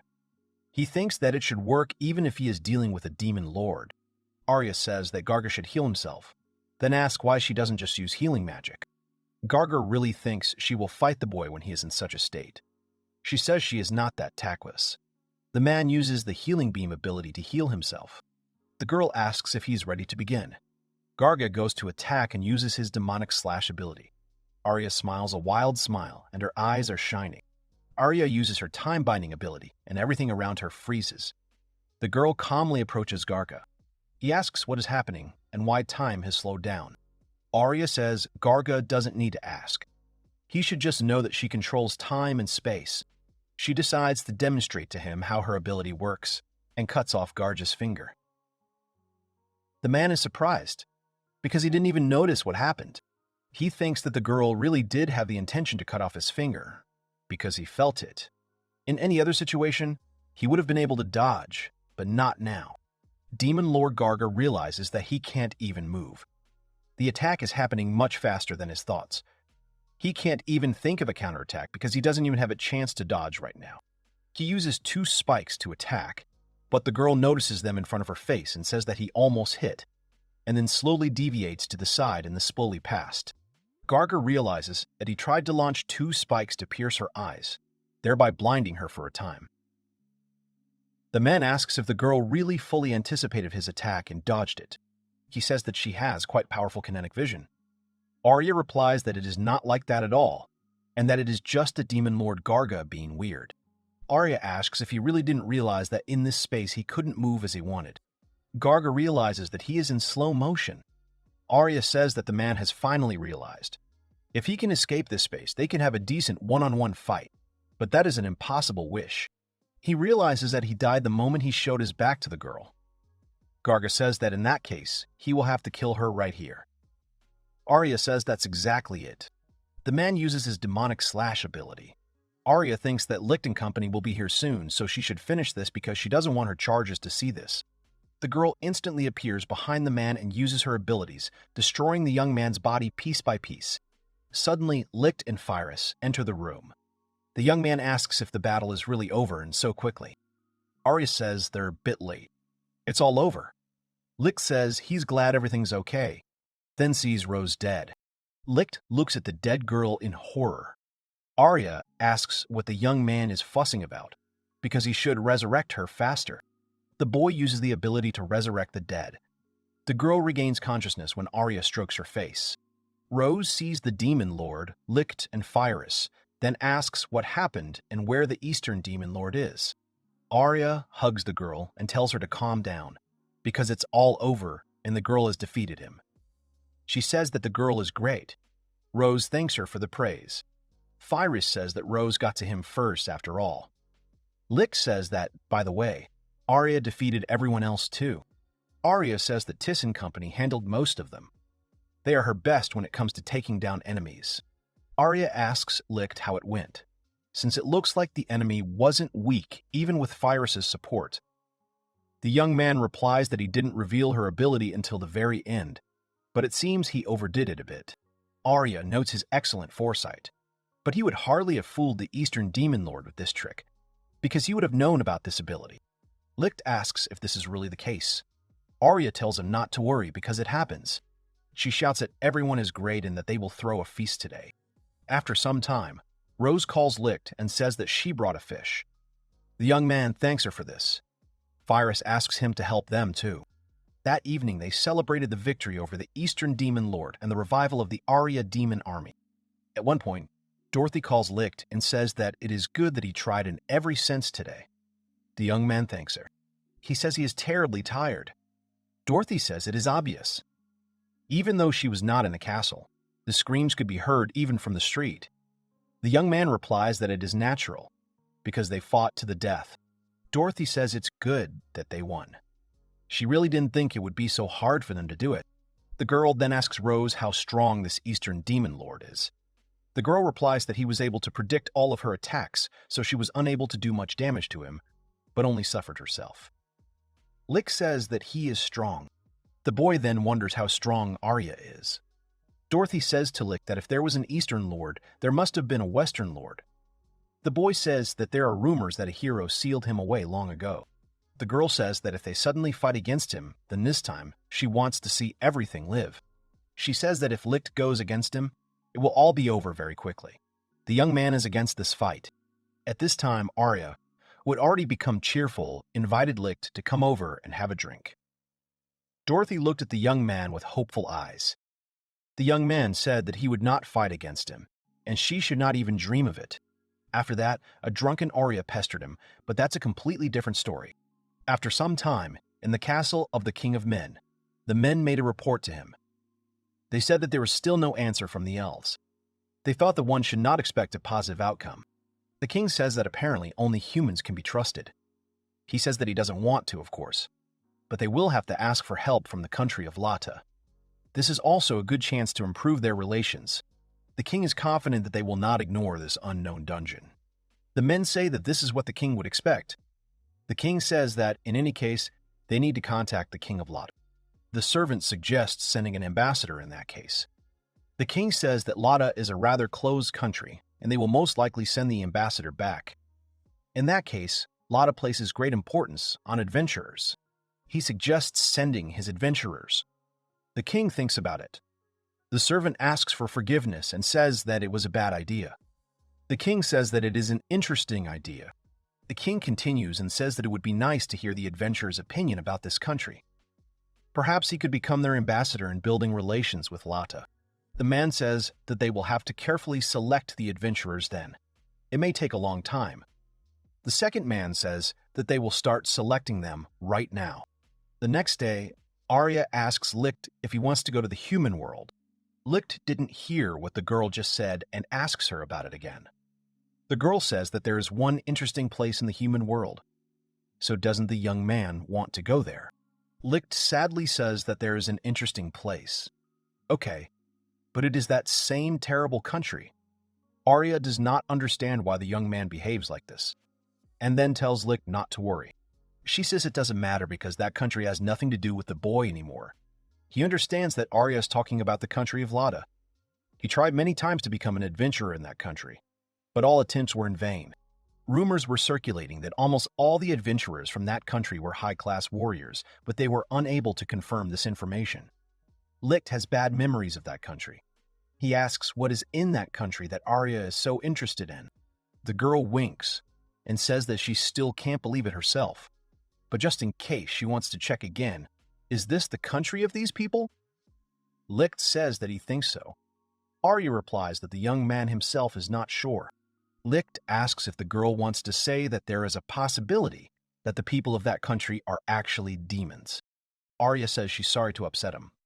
The boy asks why. Arya smiles and says because the people of the country there are people, but their king, their ruler, is actually a demon. Lichte is very surprised. He asks if the girl is trying to say that he is holding on to power by force. Arya replies that he is pretending to be human and living as if nothing had happened. She was very surprised when she saw it herself. Lichte wonders how this happened, because there was always a noticeable difference between humans and demons. If a demon decided to rule a country of humans, then surely there would be problems on his way. The young man says that it turns out that demons are able to adapt to people. Arya says that's why she's so interested, and the fact that the ruler of the country of Lichte is not a simple demon is a fact. She says that they will go there together, so the young man should not worry. She grabs his hand and says that they will fly. The girl asks to hold on to her hand tighter. After some time in the country of Lichte, a male servant approaches the lady and says that adventurers are asking for her help. She asks what the girl will order. The beautiful girl said that they will help them as much as they can. She says that they will use the food as much as they want, but she will think about the weapons. The servant girl says that Mrs. Byrne has made a wise decision. She says that the adventurers trust her very much. She is grateful to the Almighty that it is the lady who is their ruler. The girl says that she is glad that Anna is always by her side. The maid says that someone like her does not deserve her praise, so she will follow them all her life. The girl asks the girl not to lie so sweetly, but the maid says that she always thinks about her. The girl says that she was joking, and she knows that the girl would never lie to them. The girl says that in that case, she will have important work now, so the girl could not leave her alone. Every day, Byrne set aside 1 hour to be alone with herself. The girl told the servants that if something happened, they should call her. The girl took her leave. Suddenly, the girl is stopped by a maid and says that she wanted to ask something. Namely, why the country of Lichte has no connections or relationships with other countries. The girl says that it is because they do not want to break with tradition, because the distinguishing feature of Lichte is that it pays special attention to adventurers. She asks the maid, because she wouldn't be happy if their number went down either. The maid agrees and says that Mrs. Byrne has thought of everything that way, and then she apologizes for the stupid question. The girl goes to her room. She flops down on the bed and says that she's very tired. She tosses and turns in bed and says that she has too many responsibilities. She thought being a queen would be fun, but it turned out to be so boring. She thought she could live peacefully in the human world. She also wonders why she saved them. Then the girl hears someone. It was Arya who told Lichte that they had arrived. Arya and Lichte burst into the girl's room. She asks them to give their names or she will call the guards. Arya laughs and says that this is not a demon who asks for a helping hand from people. Byrne realizes that she has been found out. Lichte asks Arya if she is sure that this girl is definitely a demon, since he only sees a human in front of him. Arya says that this girl has been deceiving people like Lichte all this time. Bert doesn't understand what Arya is talking about, and then she asks the girl how she knew who she really was and how they got here in the first place. Arya shows her aura, and Byrne is scared out of fear. Suddenly, smoke forms around Byrne, and then she develops ears and a tail. Arya says that the girl has a tail, and that she thought Byrne was a fox. Lichte realizes that Byrne is not human. Arya said that she said so. Arya aims at Byrne's tail and says that, by the way, the tail is very impressive. She starts to pet him and Byrne, blushing. Asks her not to do that. She tells Arya not to even think that she will get away with it. She says that she's a noble fox. Arya smiles and says that she is actually a demon lord. Byrne freezes and looks at Arya, then says that she is deceiving her for no reason. Arya asks Lichte to close his eyes. Then she snaps her fingers and Lichte is torn apart, his body simply disappearing into space. Byrne sees this and freezes in horror. Lichte is dead. Arya asks if the girl can see now. She screams and asks the girl not to do this, because this guy was her partner. She wonders why he had to be killed, because it was too much. At that moment, Lichte's magic is activated. He comes back to life and asks why he had to be killed. Byrne screams in horror. Arya asks Lichte if he was in pain. The young man says that it's not about that at all. Byrne asks Arya who they are and if Arya is really a demon lord. The girl says that's how she introduced herself from the beginning. She then says that the truth is that Lichte is human. Byrne thinks that Arya's bloodthirstiness and power suppression, as well as lightning attack, are very unusual, and no matter how much she compares, she will not find an equal. The girl bows to Arya and says that she offers her deepest apologies for her behavior. She asks for forgiveness and calls Arya her mistress. Arya smiles and says that Byrne is quite smart, because she thought of merging with people. Lichte tells Arya that she is amazing, and she asks what he expected from her, since she is a demon lord. Suddenly the maid turns to Mrs. Byrne and says that she heard some strange sounds, and then asks if something happened to the girl. Byrne says that everything is fine, so she cannot worry and return to work. Anna says that she understands everything, and if something happens, Byrne can always call her. Arya says that she almost forgot why they came here. She looks at Byrne and asks why the girl merged with humans. The girl lowers her ears and says that she thought that Visel could live in the human world, but in reality, everything turned out differently. Arya says that she's amazed that the girl became a queen only because of such foolish motives. The girl expresses her gratitude to Arya, calling her mistress. Arya asks Byrne if it is difficult to live in the human world. Byrne gives a positive answer. She says she never thought queens would get so tired.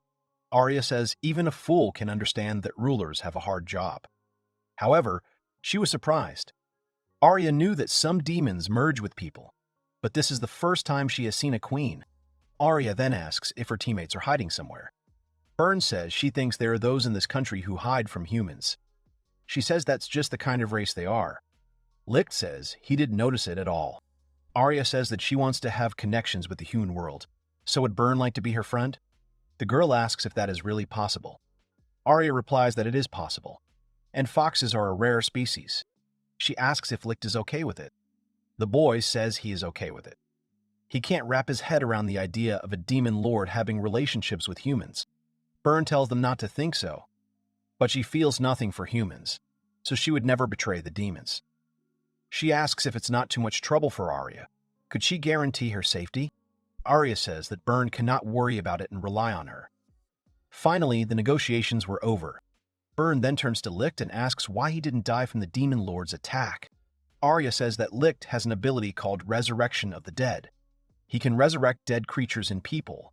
As the girl has already noticed, he can resurrect himself too. Arya also says that if Burn dies, he can instantly resurrect her, so she can be grateful in advance. The girl is surprised and says that it turns out to be like immortality. For Burn, the guarantee of life looks much more attractive than any treasure, and after many years of dreaming about an eternal, joyful life, finally, her dreams have come true. Arya waves her hand and says that next time she will come and taste something delicious. Anna enters the room and asks Burn what happened because she heard some strange sounds. Burn says there is no need to worry about it. The girl says that she is the mistress's servant, and as a person, she worries about her. Burn smiles. Anna says that they look pleased, and because of this, she now feels happy too. Burn asks Anna to come closer. He asks the girl what she thinks about this country. The girl says that it is a wonderful country. There are many good people and adventurers here, and the most important thing is that this country is ruled by Mrs. Burn. Burn calls Anna a good girl and then strokes her head. She says that Anna's hair is a little bit sticking out, and then asks her to hand her a comb. Then Burn combs the girl's hair and asks her what she thinks, not about the country, but about Burn. Anna smiles and says that Mrs. Burn is a wonderful person who takes care of her, so she respects her more than anyone in the world. Burn smiles and asks if she becomes a demon. Will the girl follow her? Anna replies that she will definitely follow her. Thus, Lichte and Arya learned that the Queen of Lada Country was actually a fox demon. By showing her power as a demon lord, Arya made herself be repaired and built a friendly relationship with Lada Country. A couple of days later, a messenger from a neighboring country arrived in the country of Lada. The servant says that they have always driven away messengers before, but this one is asking at all costs to meet with the ruler of the country. Until now, the country of Lada had openly refused to have anything to do with other nations. This was due to the fact that Burn was afraid of exposing her true appearance.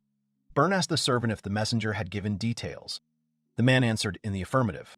The messenger said that it would be about a previously unknown dungeon. Burn was surprised.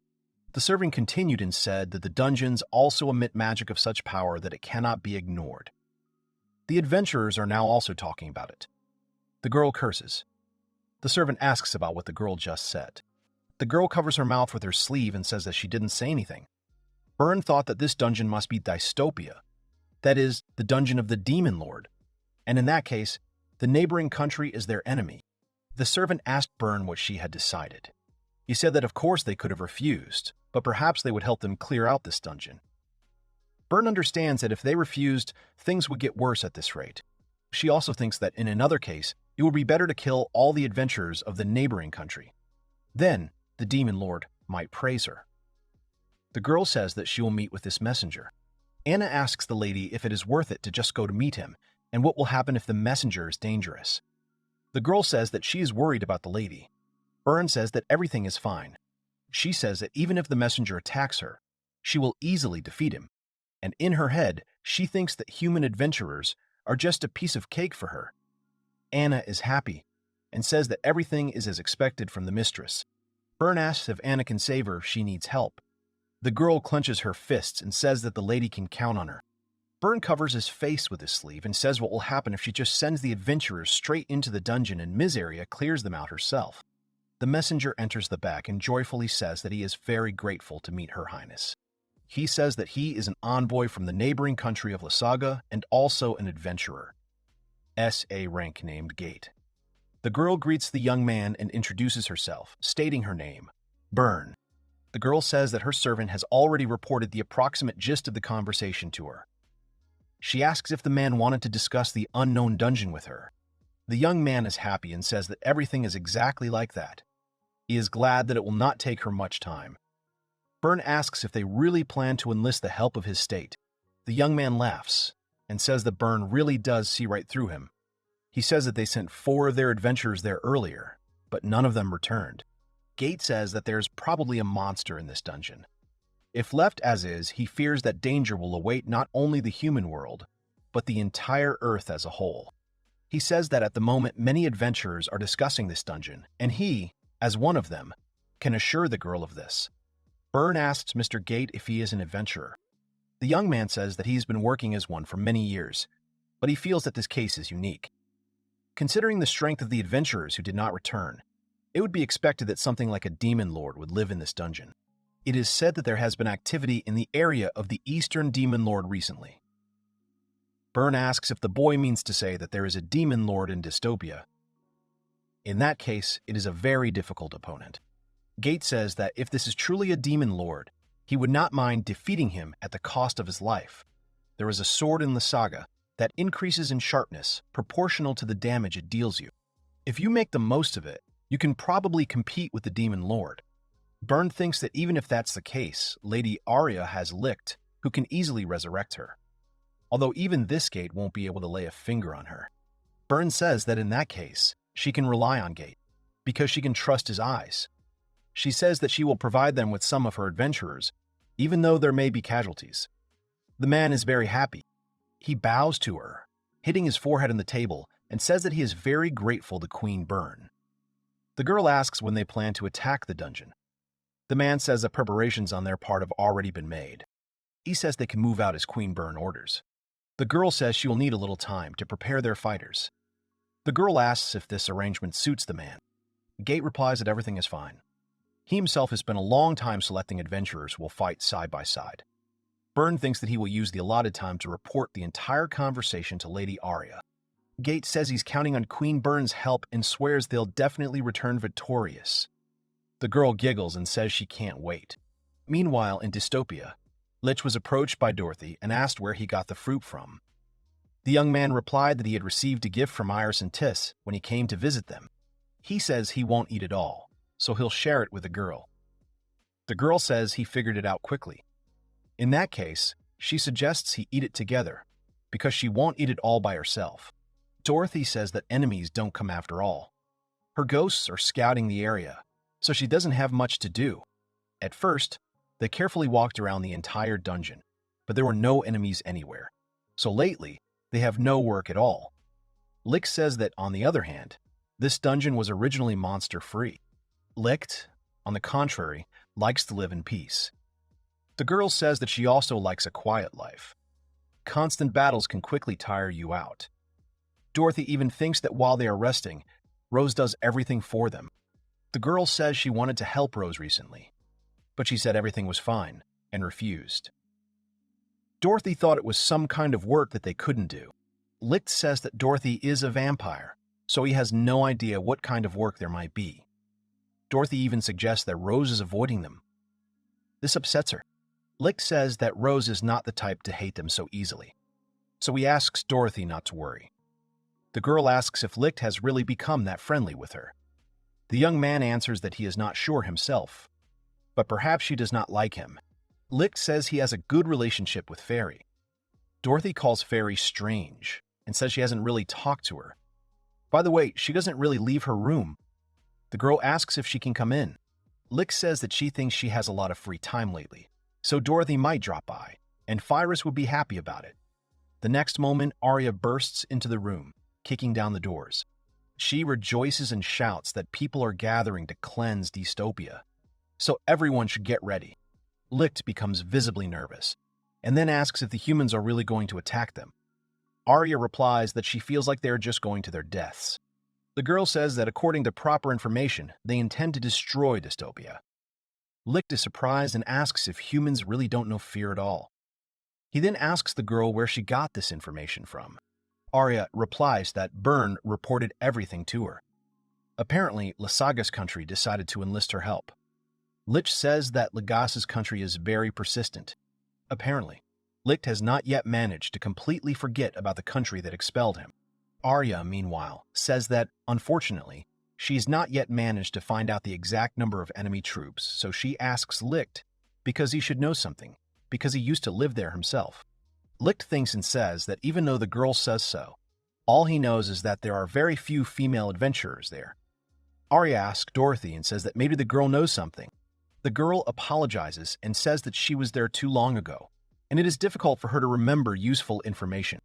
Arya says that in that case there is nothing to be done, so she asks the girl not to worry. Lichte asks why Dorothy is getting special treatment and not him. Arya says that in any case, victory is theirs, so they should not worry. Byrne will be working on the timing adjustments for the dystopia invasion. Lichte asks if she's really going to do that. He notes that she's so immersed in her role as queen. Arya says that's all, then asks Lichte and Dorothy to be ready. If they were planning on trying something new in battle, now would be the time. The girl goes to bed. Dorothy offers Lichte to test the very bazooka she told him about. The young man says he refuses and then bids Arya goodnight, but suddenly remembers that it is still daytime. Dorothy says that they are demons, which means that their life rhythm is completely different. Dorothy says that the Demon Lord is probably most active at night. Arya interrupts them and says that, for her, day and night simply work in reverse. Dorothy apologizes to Lichte. Lichte tells Arya to try to establish a healthy lifestyle. Dorothy says that everything ended up being pinned on them. Lichte tells her that they need to round up everyone else first. Sometime later, in the Batcave in the chambers, Rose meets Lichte and says that she made coffee for him. She asks if Dorothy will like black coffee. Dorothy agrees and thanks Dorothy. Lichte thanks the girl too and says that she shouldn't serve them like that. Rose says coffee tastes especially good after a long day at work. Lichte says he constantly wonders if the girl is working too much and refusing help. Tis says that since there will be many opponents, wouldn't it be better for them to act as usual? She asks what Mr. Lichte thinks. The young man answers that it is exactly like that, and the girls will act as usual, because it will be better that way. Iris tells her sister that it's easy and they'll try their best. Tis agrees with Iris and says that the main thing is not to oversleep the most important thing. The girl replies that it's difficult, but she'll make an effort. Suddenly, Lichte notices Rosha trembling and says that she will receive orders personally from the Demon Lord Arya. The girl rejoices and asks if this is really true. Lichte says that judging by everything, the girl will be on reconnaissance. Rose clenches her fists and says that the Demon Lord has hopes for her, so she needs to live up to his expectations. Iris tells Rose to try hard because they are rooting for her. The girl thanks Iris and says that she will do her best. The girls ask Fairy what the girl will do, and ask if she is back on the team with Lichte. The girl cuddles up to the young man and says that everything is exactly like that because she and Lichte have a common destiny. T says that, judging by everything, Fairies has become very attached to Mr. Lichte. The young man asks Tis not to joke like that. And Dorothy, meanwhile, mutters something under her breath. Tis turns to Dorothy and asks her to try too. The girl is embarrassed and says that it is exactly like that. Tis stands up and says that since the roles have been assigned, it is time to return to their places. She thanks Rose for the coffee and says that it was very tasty. The girl thanks Tis for the praise. Iris unwraps it and says that the apple tea was very tasty and asks Rose to treat her to it again next time. Rose waves and thanks Iris for the praise. Lichte says that they should go too. Rose asks what she should do then. She thinks that perhaps it would be better to set traps. Lichte asks Rose to rest, and he will do all the work himself. He says that Fyrus will help too. The girl says that the young man deceived her. Sometime later, Tis and Iris were relaxing in their new treehouse, which Rose had apparently built for them. Tis wakes up Iris and asks her to wake up. The girl opens her eyes and then rubs them with her little hands. Iris asks to sleep for 5 more minutes. T says that this is not possible because if they are late, Rose will be very angry. Iris stands up and Tis calls her a smart girl. Iris jumps off the bed and summons a troop of fairies. Tis asks if her sister is sleepy. Iris says she is a little sleepy, but should be fully awake soon. Tis says it is because she has been staying up late. She suggests that Iris climb on top of her, so Tis can carry her. Tis says that Iris has gained a little weight, but the girl replies that if she says one more word and the girl gets angry, Iris suggests that her sister hurry up. Iris says that the enemy is already advancing. Tis smiles and says that everything is fine because Rose will hold them off at the exit, and Lichte and the others are already nearby. The girl says that their time will come after this. She says that most likely the remaining troops went down a side road, and Iris had already sent her fairies there. She says that the fairies she sent to the entrance have a beast effect. If the opponents have no resistance to it, they will start attacking each other. Tis says that in that case, there should be a bloodbath at the exit now. At one point, Iris says that one of her fairies has died. There are quite skilled warriors in the army detachment. T says that's all they can do for now. She hopes that Mr. Lichte and the others are okay. T says that they need to hurry. At this time, people attacked each other and did not understand why they were doing this, because they were allies. At this time, Rose dealt with one adventurer after another. The warriors were scared and said that a real monster was in front of him. Rose smiled sweetly. Suddenly, one of the warriors began to feel unwell. The next moment, he stood up and began to attack his former comrade. He pushes the man away and asks if this vampire bit him. The man thinks that his former ally is different from all the others who went berserk. Even if he is the same, he is very aggressive. The man has never seen anything like this before. He cuts off his ally's head and asks what's going on, and if he's been infected with rabies too. Suddenly, a shining sphere appears from the body of the fallen warrior. Suddenly, Rose appears behind the man and says that he has finished off her puppet. The man ducks and asks when the vampire managed to get there so fast. The girl says there are too many of them, the humans. Some even manage to break through to dystopia. She asks the man for reinforcements, but he raises his sword and orders Rose to be quiet. The girl deftly dodges and asks, "What about reinforcements?" The man says, "How will he know about that?" Rose suddenly approaches and asks seriously if reinforcements are coming or not. The man chuckles and says he'll leave it to the girl's imagination. Rose says she's realized they won't be coming back.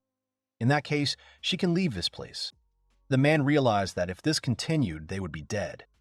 If he lost now, the girl would surely kill all those who had passed through. The human troops were strong, but they had no chance against this monster. Rose says that Iris and Tis will deal with the people and that she can go on. The man orders her to stop. Rose asks what he wants.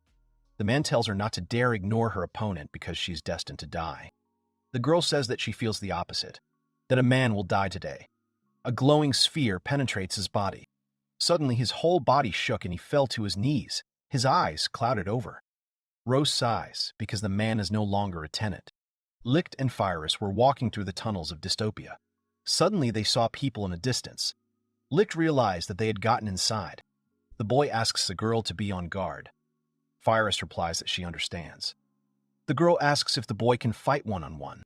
Lichte replies that he can do it. After all, he was an S-rank adventurer, so he thinks it won't be difficult to defeat a normal soldier.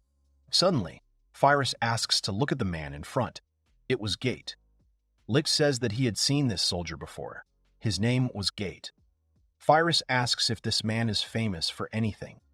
Lichte says that he is famous in the circle of people. Lichte thinks that who would have thought that he would meet him here? An S-rank adventurer who rose to the top and is now the right hand of the human country and has medals for various merits that only 3 people in the entire country have received.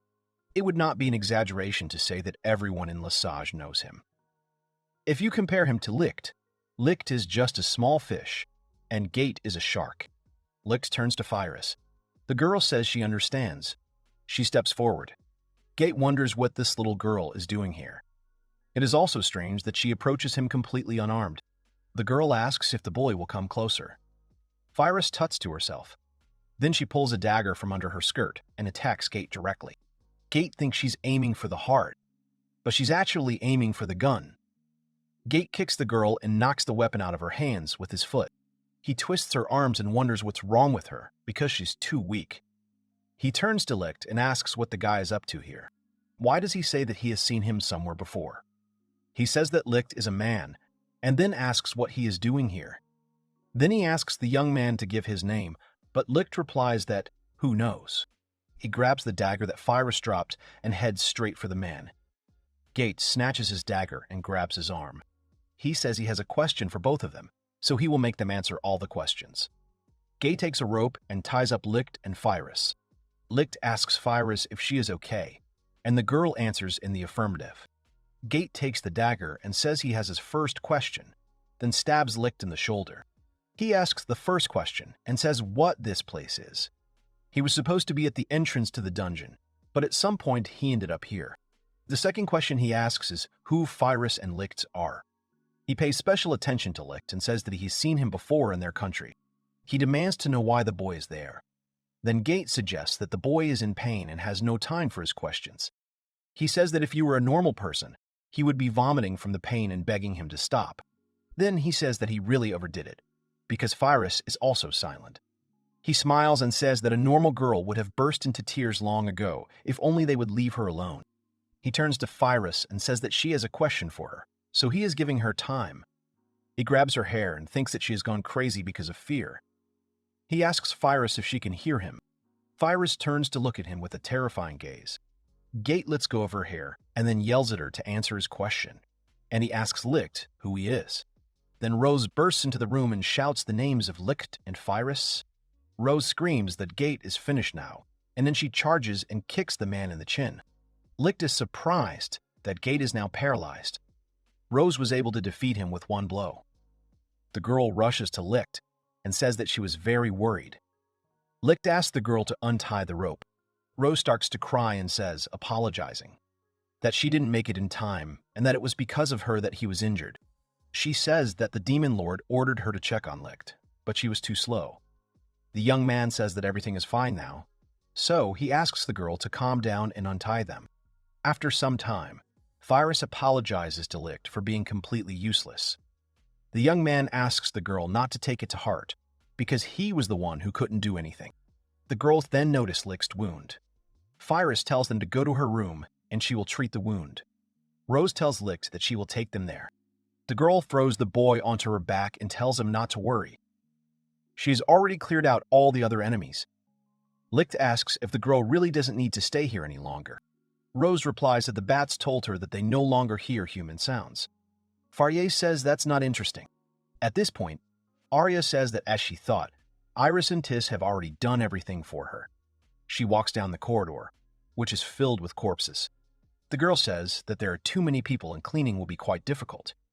Suddenly, someone grabs her leg. She immediately uses her time-binding ability and then lifts the man by the hand and says that he's already dead, and she had really hoped. However, since so many died at once, it is unlikely that they will attack again anytime soon. Then the girl leaves and says that she has a great idea, to give everyone a vacation. After the battle ends and Rose rescues Lichte and Pyrus from captivity, Arya, the Demon Lord, decides to give all three of them a vacation.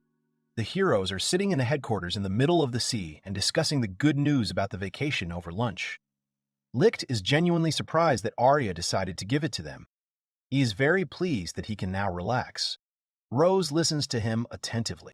Lichte asks Rose how many days she will have off, to which the girl replies that her vacation will last 4 days. The young man says that he will also rest for 4 days, and remarks that the girl should have asked for a longer vacation.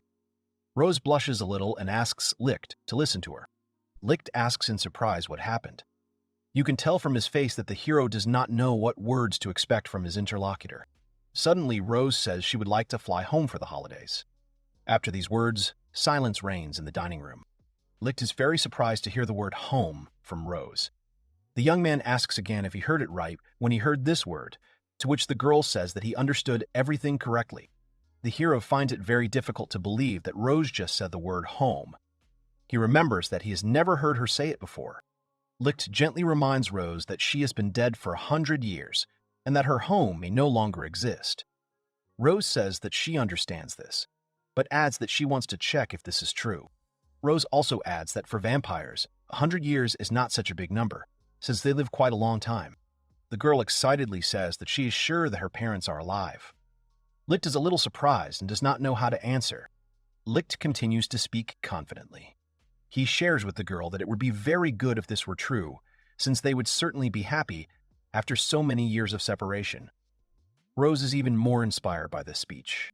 Rose collects her thoughts and suddenly says that she would like to invite the hero to visit, which surprises him greatly and he immediately does not know what to answer. Lichte's expression reflects genuine surprise and confusion. He asks the girl why she invites him to visit. Rose sheepishly explains that since Lichte resurrected her, she is now in his debt. The girl also adds that she decided to introduce the boy to her mother and father. Rose feels awkward. She waits a bit and, without waiting for an answer, asks to find out if she can do it. For the first few seconds, Lichte doesn't know what to say either. He answers, a little confused, that, in general, it's possible. The young man, modestly and a little scared, says that he hopes that there is no anger in Rose's parents, since he imagines them as not the kindest guys. The girl happily says that he should not worry about it. Rose speaks enthusiastically of her confidence in the kindness of her parents. She states without hesitation in her voice that they will give Lichte the warmest welcome. Lichte breathes a sigh of relief. It seems to him that after this information, it has become much easier. He thanks the girl. Lichte cautiously asks if he is the only one invited to the party. Rose awkwardly replies that she has also invited Dorothy to the house. The girl says that she plans to fly home the next morning, and she asks Lichte if that's okay, to which he replies that it's fine. He also asks Rose not to stay up too late before going to bed. Rose, embarrassed and a little indignant, replies that she is not Iris to do such things.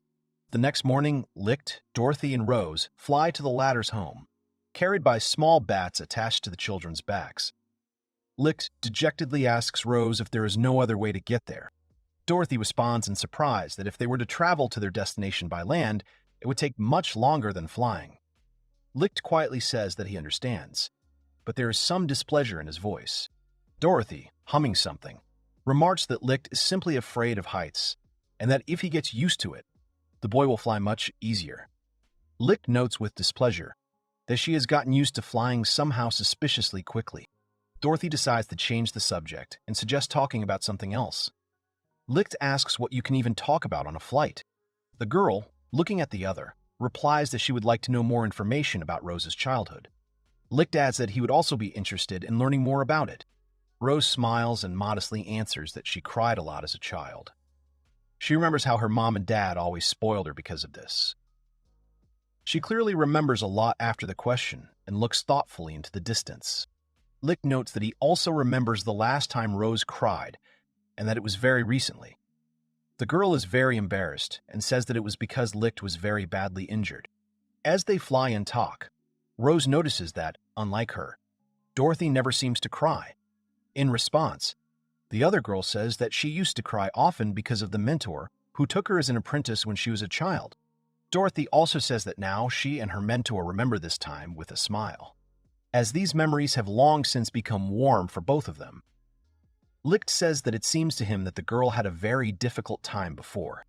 After this, Dorothy also adds that they soon rebelled against the kingdom and were killed. This ending to the story confuses Lichte, and he asks why this story is considered funny. Lichte interrupts Dorothy and says that he heard a story that Dorothy died while involved in an enraged fight with demons. To which she replies that the story is not true and that she was in fact attacked while she was sleeping. Lichte says, dejectedly and a little frightened, that Dorothy's story is a real horror. Suddenly, Rose decides to change the topic of conversation to something more pleasant and carefree. She asks the guys what animals they like. The girl says to herself that she likes dogs. Suddenly, Dorothy notices that Rose is very much like a dog in the truest sense of the word. The girl gives an example of how Rose fawns over Arya and is very happy when she is praised. Rose, not knowing what to say, calls Dorothy a cat, explaining that she always has secret thoughts that are not easy to guess. Dorothy, puzzled, asks if this was a compliment. The fight continued for a few more minutes, until finally Rose noticed something on the ground and pointed at it with her finger. The heroes look down and see a huge white castle beneath them. Rose happily declares that they have finally reached her home. Lichte and Dorothy's surprise and delight are very difficult to describe in words. They cannot believe that they are seeing such a building, which, moreover, is their friend's house. Lichte thinks to himself that Rose might be a famous lady among vampires. He calls Dorothy's name, and she responds. Rose looks at the huge castle and is sincerely glad that everything is okay with her home. The girl says that she is so happy about this news that it takes her breath away. The heroes land on the ground after a long and tiring flight on bats. Rose is the first to approach the castle door, as this is her home. Lichte and Dorothy exchange uncertain glances. Rose, full of inspiration, throws open the doors, sparing no effort, and enters the building. A crowd of surprised maids immediately gathers around the girl. They exclaim that they find it hard to believe that Madame Rose has returned. The maids can't hold back their tears. They smile, wipe away the little drops in the corners of their eyes, and repeat their mistress's name over and over again. Rose can't help but smile. She places her right hand over her heart and apologizes for making the girls worry. The girl comes closer to the maids and says that she would very much like to meet her parents again. They fuss and answer that they will immediately take her to her father and mother. Dorothy remarks that she and Lichte seem out of place here. The young man tells her that at such moments one must maintain a good mood. They must not behave inappropriately, otherwise they will be considered country people. Lichte is already a country person. Rose turns her head to Lichte and asks if everything is okay, to which the young man says that he did not want to make her worry and asks for forgiveness. One of the maids interrupts a dialogue between Rose and Lichte. She politely invites the girl to go with her to her parents. Finally, Rose and her friends come to a huge wooden door taller than a man and stop. The maid prepares to open it. One of the castle's many doors creaks open in front of Lichte, Rose, and Dorothy. The boys see Rose's parents in front of them, a tall, dark-haired, bearded father with a monocle, and a beautiful, short, fair-haired woman, the mother, whom her daughter looks very much like. They exclaim that they are very happy to see Rose again. The happy girl runs up to her parents. They can't believe that they see their beloved daughter alive, which makes them incredibly happy. The father leans over to Rose and happily tells her that in honor of her return, they will throw a grand dinner fan, consisting only of the girl's favorite dishes. She happily replies that she is very glad to hear this. Rose says she was a bit busy and couldn't tell her parents about her resurrection right away. She adds that she was finally able to return home because she had enough time to do so. Suddenly, Rose's father notices the girl's friends behind her back. He asks if Lichte and Dorothy are his daughter's guests. Mom is indescribably delighted when she hears about Rose's friends. Her amazement, mixed with happiness, is very difficult to convey in words. Rose's mother says she finds it hard to believe that her daughter has finally become so independent, and she feels incredibly happy about it. Lichte watches the family reunion closely. He doesn't know how to handle such situations, so he says nothing. Rose says that she owes a lot to these guys. The father happily says that his daughter's guests can feel at home in the castle. He also adds that it is worthwhile to greet the guests properly. Rose's mother modestly and sweetly suggests that Lichte and Dorothy live with their family, as in this case, they will be able to see their daughter every day, which would be very good. The father tells his wife that it is a good idea, but first they need to hear their story. Rose blushes and asks her mother to wait for something, to which she replies that her daughter does not need to continue the sentence, since she already understood everything. The girl is genuinely surprised that her mother understood her at a half-word. The mother laughs kindly at her daughter's reaction. Lichte thinks that the parents pamper Rose too much, but he decides to keep quiet about it. Dorothy, Lichte, Rose, and her parents finally find themselves sitting together at the sumptuously laid dinner table. The first two are very surprised by this. Dorothy turns to Lichte and says that the food on the table looks like a work of art, and it is a pity to touch it. The young man suggests that his friend just sit silently and do not touch anything, as this is the best thing they can do. The father hears the girl addressing her friend by name. He asks again if he has the correct name, having first said it. Rose's parents decide to introduce themselves to their friends. It turns out that the father's name is Alias, and his wife, Rose's mother, is called Camilla. Camilla says that she is very happy to meet her daughter's friends, to which they say that the feeling is mutual. Camilla notes that Rose seems to be in Lichte's debt. She recalls that her daughter once served the Demon Lord, so the boy must be her comrade in service. Lichte confirms this. Alias asks how his daughter is coping with her daily life. He adds that he hopes everything is going smoothly. Rose says that she shouldn't ask her friends about it, as such questions are embarrassing. While Dorothy is ready to give out some information, Lichte still doesn't know what to say. Rose looks at the young man with hope. Lichte says with dignity and confidence that Rose copes with absolutely any job perfectly. She always carries out any assignments, and therefore her partners love and respect the girl very much. Camilla, barely holding back tears, says that her daughter is truly perfect, and she is very touched by this. Alias compliments her words, saying that they had no reason to worry and that strict upbringing gave results. Lichte is surprised by the word strict. Camilla asks in bewilderment why her daughter returned home only after 100 years and says that it was possible to contact the family in any other way because everyone was worried about the girl. Rose collects her thoughts. Finally, she answers that the real reason she was gone was because Rose had been dead for so long. The parents are genuinely surprised by such words and ask what they mean if she is now sitting in front of them alive. Rose replies that something unknown killed her 100 years ago, and her remains lay in the depths of the dungeon for a long time, until Lichte resurrected them. Camilla does not find sense in her daughter's words. She cannot believe that her daughter was killed by someone, and then resurrected by a young man. Rose's mother also adds that no one can resurrect a vampire, and Rose should know this. Rose proudly says that such a person does exist, and his name is Lichte. She also does not forget to mention that he was able to resurrect the Demon Lord. Camilla and Alias can't believe it. For many years they were sure of the exact opposite. Rose's father is in shock. He doesn't want to believe that his daughter was dead for 100 years until she was resurrected by an unknown person. Rose calmly says that he understood everything correctly, but makes it clear that there's nothing to worry about since she is alive now. Lichte understands how difficult it is for Rose's parents to accept the fact that she died suddenly and had been dead for 100 years. He exchanges a glance with Dorothy, but she remains silent. While there is an awkward silence in the king's room, Alias thinks that he will definitely find and kill the person who did this to his daughter. He also does not know what he should do with the person who resurrected her. Elias remembers feeling a familiar sensation. He felt the same when he met the Demon Lord. He remembers that the Demon Lord once wanted to take his daughter, Rose, as her servant. Father Rose goes deep into his thoughts. Suddenly, he realizes that Lichte is also serving the Demon Lord. Suddenly, a slightly unusual but quite logical, from Alias's point of view, thought comes to his mind: to marry his daughter and Lichte.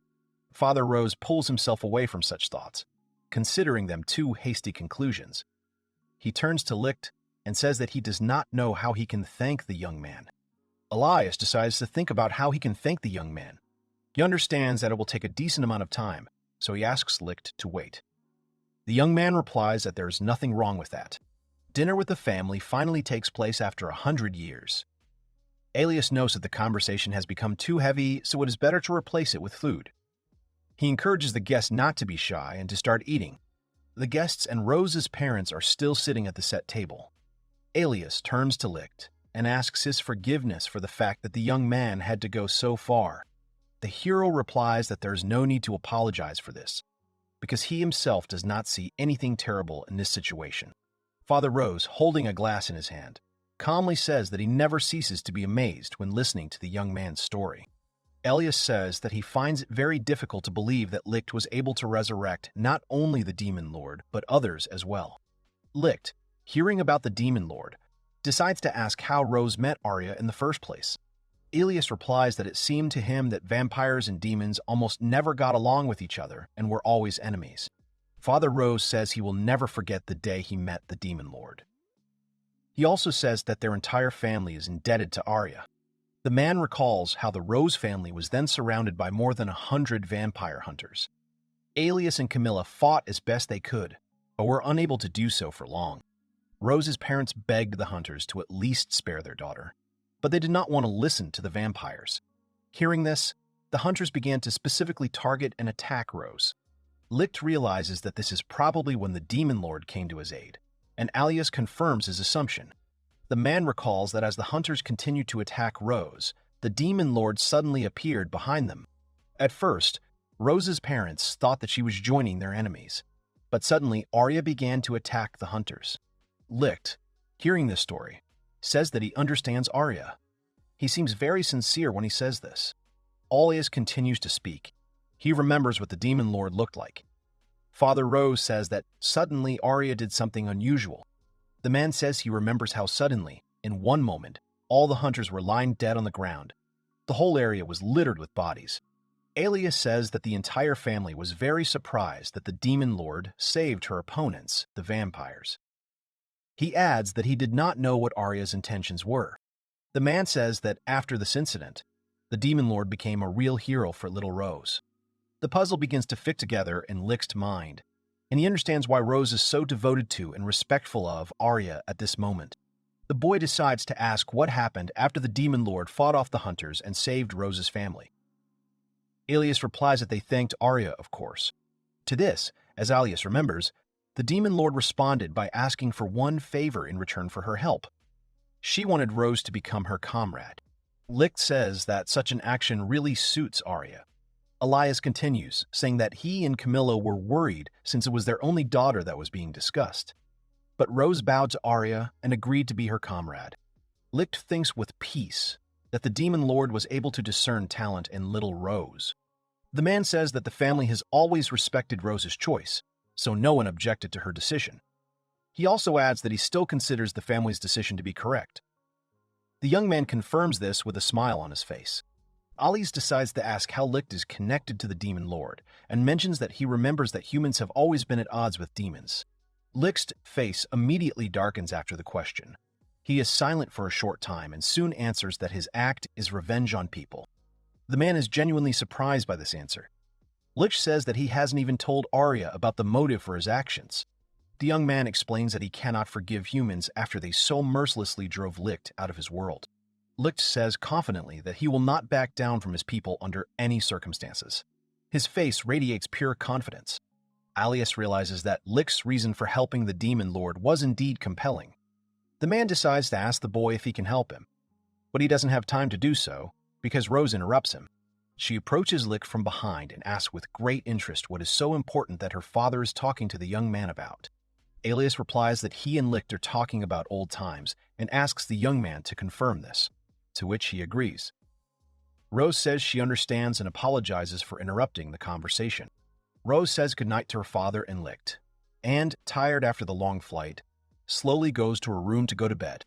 Alias turns to Lichte and says that he feels like they've gotten too carried away with the conversation and it's time to end it. Lichte thanks Father Rose for everything. Lichte heads to the room to rest, but suddenly Dorothy calls out to him and asks the young man to wait. Lichte asks the girl for forgiveness for walking too fast, to which he asks him to walk more slowly. The two of them take a walk through the old vampire castle where their mutual friend has lived since childhood. The heroes say that even the most ordinary corridor sparkles, as it is polished to a shine in this castle, and they do not know whether it is possible to walk on the carpet in street shoes. One of them notices that the castle is full of things that should not be touched, although Rose was allowed. One of the boys suggests visiting the very place that Rose mentioned, if they can find it. In response to the proposal, another agrees, saying that the library in this castle must be huge. Lichte remarks that there must be a great variety of books in it, and therefore there should be something for everyone's taste. Dorothy hopes that this will indeed be the case. The girl asks her friend where they should go, to which he replies that he himself does not know, so he suggests asking the inhabitants of the castle for directions. Suddenly, one of the girls working as maids in the castle appears behind Lichte. She asks if the young man called her. Lichte asks the girl if she is one of the maids in the castle, to which she replies that she is. She introduces herself, and it turns out that her name is Kano. Kano tells the heroes that Rose asked to show them the right way, and the maid hopes that she will be useful in this request. Lichte and Dorothy thank the girl. Lichte turns to Kano, says that he and Dorothy would like to go to the library, and asks how far the room is. Kano replies that it is not far at all, and offers to take the boys there. The maid leads her comrades through the tangled corridors of the castle, telling them where to go at each turn. Finally, all three of them reach the library and go inside. The room turns out to be huge, with many different books inside. Dorothy speaks with amazement and admiration about the fact that the library is full of books that are over 200 years old, which cannot help but surprise. Dorothy, humming something under her breath, begins to enthusiastically look at a variety of books, asking if there is anything on necromancy in the library. Lichte calls out to the girl, but it is no use. Kano remarks that the girl must be very interested in science. Lichte agrees with Kano. Suddenly, his gaze falls on a beautiful book with a gem in the middle, which is standing alone on the counter. He asks if he can see the book. The book is covered in some kind of reptile skin, and in the very center of its cover is a huge dark gemstone. Kano says that Lichte can, of course, look at this book. Lichte realizes that this book is obviously different from any other in the library. It turns out that its cover is made of dragon skin, and the book itself is encrusted with precious stones.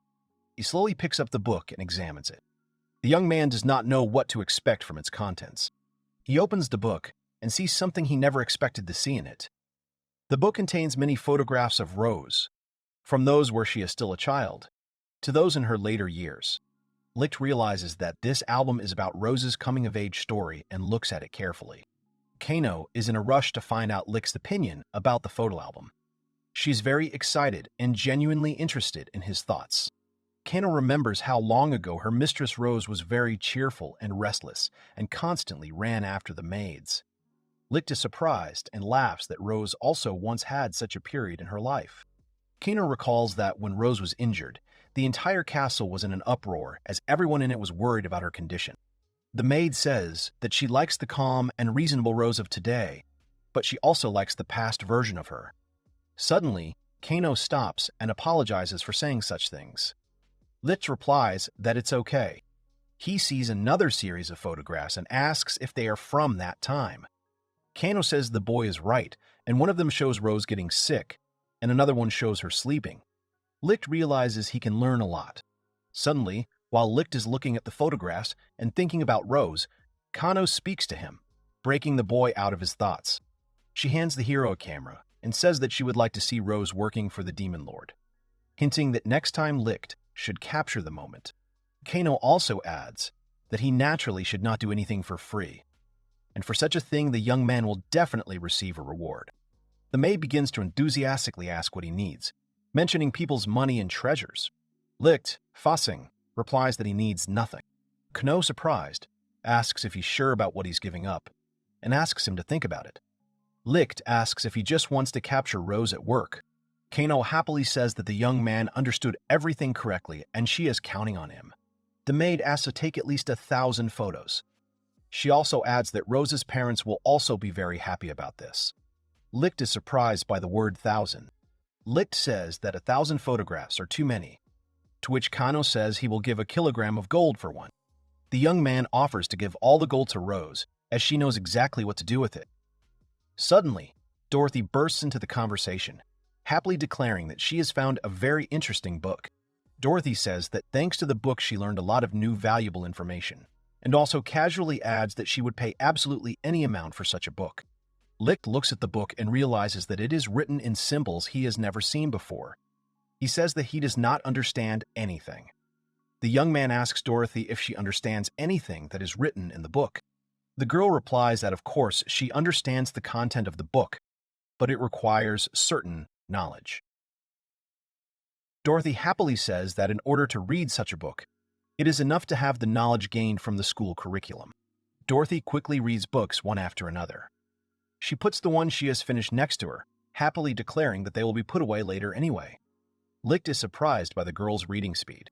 Suddenly, Dorothy calls out to Lichte, who apparently does not expect this and turns to face her friend with a surprised face. The girl says she wants to try something and asks the boy to stand still and not move. She reaches out her hand to him. Suddenly, a multitude of translucent hands appear from the floor, reaching out towards Lichte, who clearly isn't expecting this. The arms completely embrace his legs, and the young man exclaims in surprise, first feeling and then seeing this picture. He looks down at his legs, which are shaking non-stop, and tries in vain to break free. But his attempt is not crowned with success. Dorothy, watching this scene, takes pity on Lichte and takes her hands back, throwing a simple word, cancel, in his direction. Lichte rubs his legs with many sighs, letting Dorothy know that the boy did not like this experience very much. He asks if this was really written about in the book. The girl says that the book was written about almost exactly what she did, but there is a small difference. In the book, a corpse may be needed for this. Dorothy says that since there is no dead body nearby at the moment, she will try later. Dorothy sighs dejectedly and is sad that there are no enemies nearby and the new skill cannot be used on any of them. Lichte asks her friend not to say such terrible things. The young man cautiously, but with interest, asks what Dorothy is going to do with the corpse, to which she replies that she wants to place the soul into the dead body and control it. However, the girl interrupts her speech and looks at Lichte carefully. She says that there is one small but. She turns to Lichte and says that such a skill is not necessary with him, since this method requires time in a dead body, and also it does not work in every situation. Dorothy looks at Lichte pitifully and admits that she is a little jealous of him, to which he responds with a questioning look. Lichte asks Dorothy, perplexed, what she means, to which she quickly replies that nothing and deflects the question. The next morning, while Lichte is in the Rose family castle sleeping in one of the many rooms, someone comes to wake him up. She asks Lichte to wake up. The man, without waiting for Lichte to wake up, begins to shake him so that he wakes up as quickly as possible. This person turns out to be Rose. The girl sincerely does not know what to do and, looking around furtively, decides to act radically, since she must wake up her friend. She leans towards the young man, saying that there is no other way out. Her intentions are known only to herself. Rose leans closer and closer to Lichte, but the young man suddenly opens his eyes and looks at his friend with obvious bewilderment. Surprised, even shocked, Lichte looks scared as Rose bites his hand. He asks what the girl is doing. The boy instantly rises up in bed and asks if Rose turned him into one of the vampires while he was sleeping, to which the girl replies that she is glad that Lichte finally woke up. The girl, hearing such assumptions from her friend, indignantly hurries to say that she did not turn him into anyone. She adds that she only drank a little blood in order to stir up the young man. Rose explains to the still frightened Lichte that he will not become a vampire until his saliva enters his system, so the young man has nothing to fear. Hearing this, he almost completely calms down. Lichte wastes no time and goes back to sleep. An indignant Rose screams that if he does this now, her attempts to wake her friend will be in vain. The girl does not give up hope of waking her friend from bed, and continues futile attempts to wake him up. She says that if he does not wake up now, he will miss breakfast and will be hungry all day. Lichte wakes up and goes to breakfast. When he gets down, he sees Dorothy sitting at the table wishing the young man a good morning, and he responds in kind. Suddenly, Rose notices that neither her father nor her mother are at the dinner table with them. She hurries to ask where her parents are, to which Dorothy replies that she saw them hurriedly leave somewhere. Rose says that it worries her. She's worried about her father and mother and the reason why they left the room so quickly.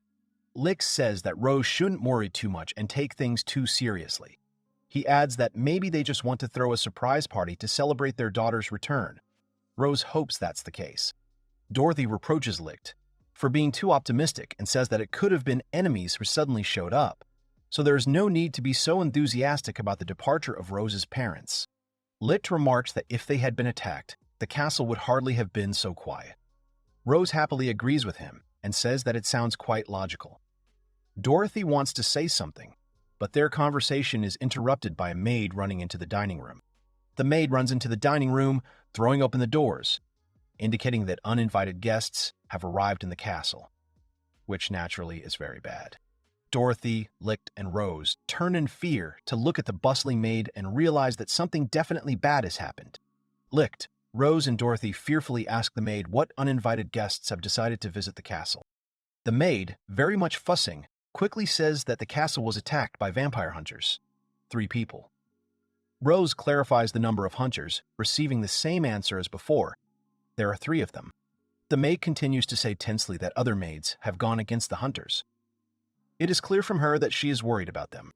Lichte's expression changes. His voice becomes firmer, and he confidently says that he too will go to help the maids.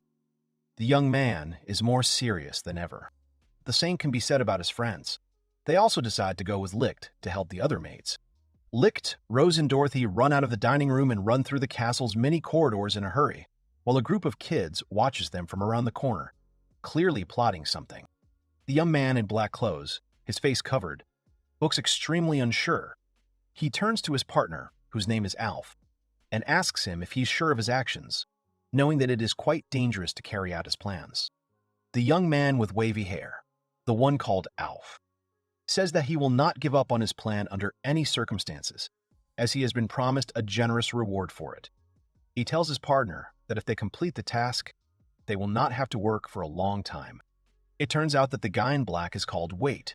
A tall blonde woman addresses him, saying that he looks pathetic, having walked such a distance to the right place, and then planning to run away in disgrace. Wade is worried that the castle looks nothing like the photos, which is very disturbing. He says that Alf should have found out the details beforehand. Alf tells him to shut up, explaining that the castle is just big. The girl enthusiastically dresses Wade, saying that he should not worry, but think about the reward for the task, on which he can live for the rest of his life. Alf asks Wade not to forget about his strength, and in no case to lose heart.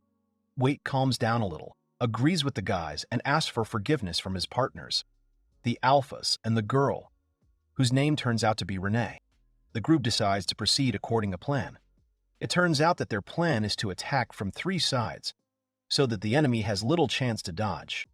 Alf says that, according to the information he has, there are 2 vampires living in the castle who will be very easy to defeat, cornering them and not giving them a single chance of salvation. Renee looks very confident and ready to take action. while Wait is practically shaking with fear and anxiety. The three boys enter the castle, and Alf concludes that the structure is indeed enormous. Alf looks around. Wandering through the corridors, he realizes that the decor in the hall is nothing short of luxurious and even opulent. He wonders how long it will take them to complete this seemingly easy task. Suddenly, the trio of Alf, Wait, and Renee are noticed by a maid named Kano, who shouts at Dorothy to come quickly and help. Alf takes out a sharp dagger and, swinging it towards Kano's back, orders her to be quiet. But the girl does not listen and continues to call Dorothy for help. The young man decides to silence the maid and pierces her with a dagger, almost touching her heart, thereby causing the girl great pain. Alf pulls the dagger out of her chest and angrily says that he was just acting on reflex. Suddenly, the young man notices something under his feet. It turns out that a multitude of arms are emerging from the floor, wrapping around Alpha's legs. He sees this and screams in surprise. In fact, it is Dorothy using a recently learned skill that the girl managed to practice on Lichte. Hands from the floor slowly but surely continue to wrap around Alpha's legs, who is very scared of this situation. The young man still finds a way to break free from the bonds that bind his legs, fighting off some parts with his feet and others with a dagger. Dorothy sees the dead maid on the floor and calmly asks her for forgiveness, justifying herself by saying that she simply didn't have time. Alf sees Dorothy and his face twists into an evil grin. He is glad that he has finally found one of the vampires and addresses her, calling Dorothy Vampire Cub. Suddenly, Alf notices that something is wrong with this vampire. The girl stands and looks at the young man in bewilderment. Alf realizes that this is not a vampire, but a normal human.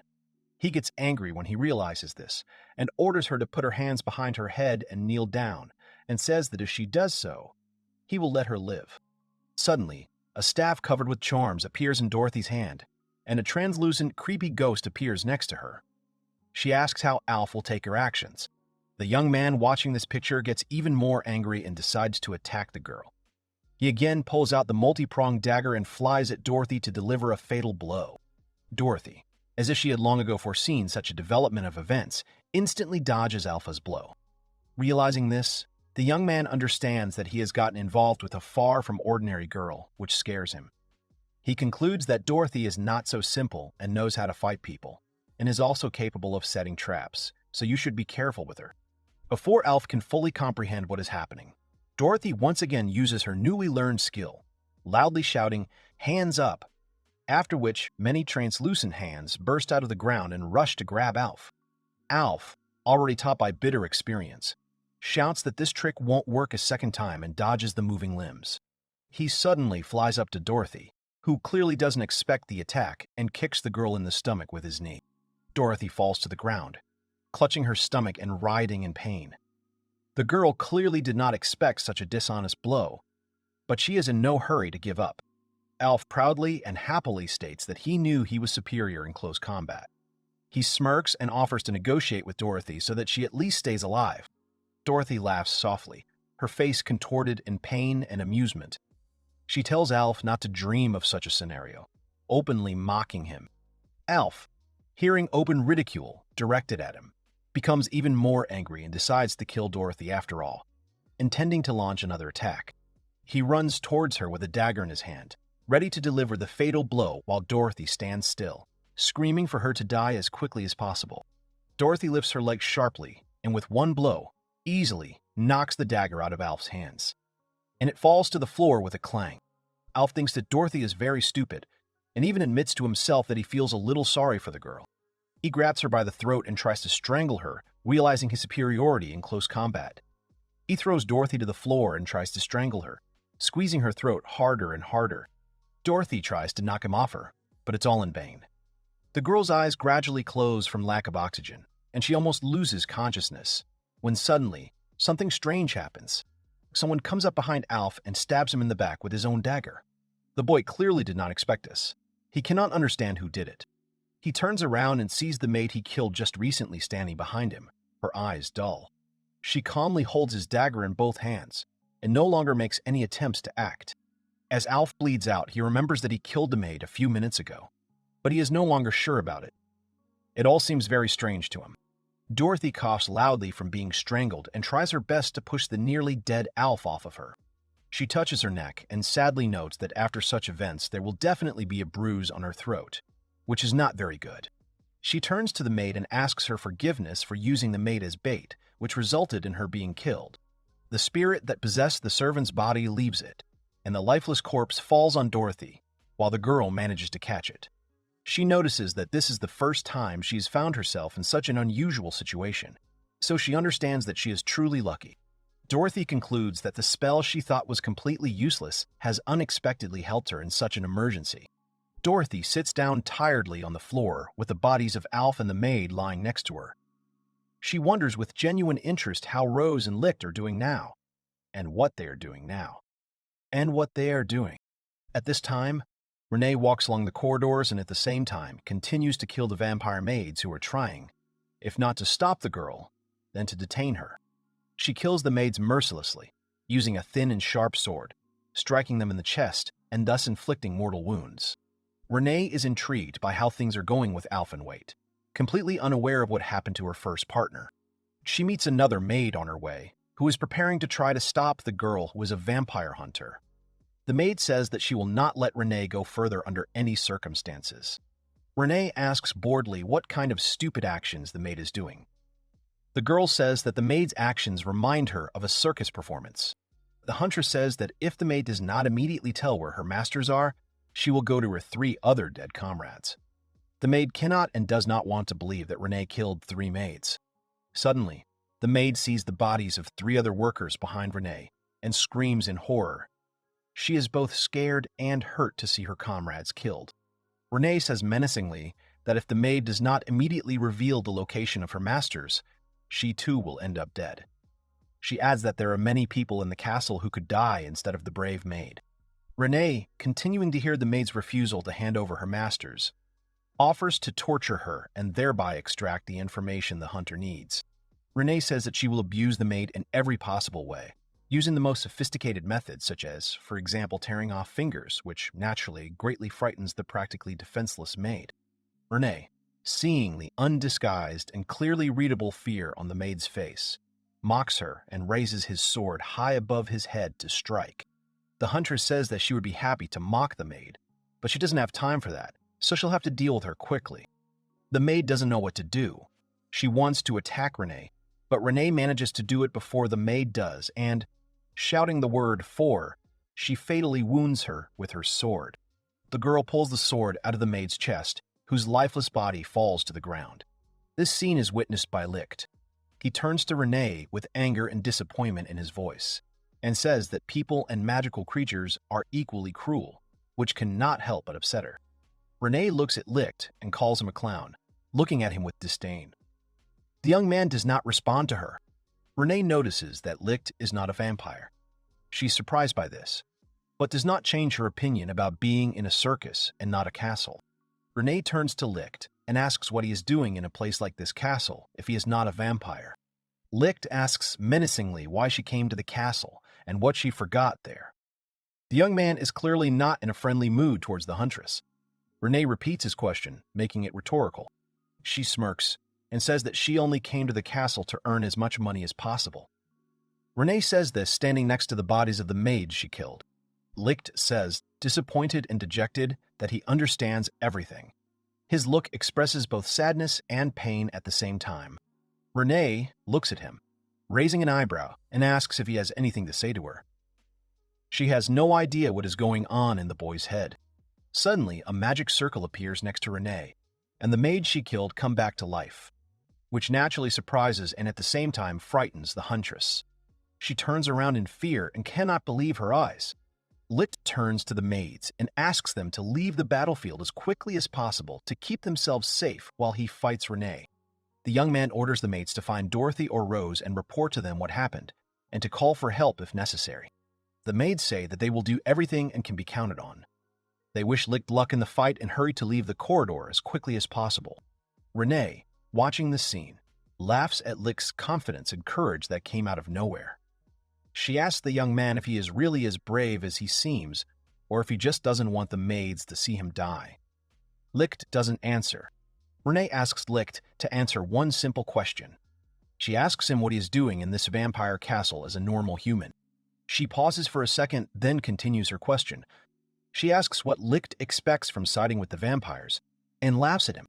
Lichte asks in response, puzzled, what is wrong with being in an alliance with vampires?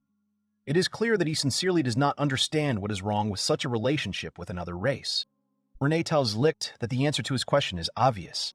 The fact is that by taking the side of demons or vampires, any person automatically commits treason. Therefore, the young man himself is one. Lichte is genuinely surprised by such words, but decides not to waste time on useless arguments and, one might say, agrees with Renee. Renee says that Lichte must have gone completely mad, and she promises to destroy the traitor. Lichte makes no attempt to attack Renee, while the girl runs towards him, holding her sword ready to wound the young man. She strikes Lichte with her sword, which the boy deflects. Renee tells the boy to burn in hell. Lichte stands with a sword, clutching it with both hands. Renee, seeing how Lichte fights, says that he is a capable guy, and if he stayed in the human world, he could probably earn good money thanks to his skills. The girl says that Lichte's departure from the human world is a real loss for people. Having said this, Renee attacks the young man again, but he dodges again, answering that he will take her words as a compliment. Renee mockingly asks Lichte if he left the human world because he was not needed by anyone and had nowhere to go. She adds that as she guessed the reason, she takes it back. Renee comes up close to Lichte and suddenly and abruptly stabs him in the chest with her sword, saying goodbye to the guy. He clearly does not expect such an action. Lichte concludes that Renee must not have been fighting at full strength to begin with. The girl abruptly rips the sword from his chest. The boy falls to the ground. Renee starts counting the dead again, but then she stops and realizes that there are no more people in this place, so the counter is really useless in this situation. She wonders how Alf and Wait are doing with the task. The girl sincerely hopes that their group will be able to corner their opponents and destroy them, thereby ensuring a comfortable life for themselves. Suddenly, a movement behind her pulls Renee out of her thoughts.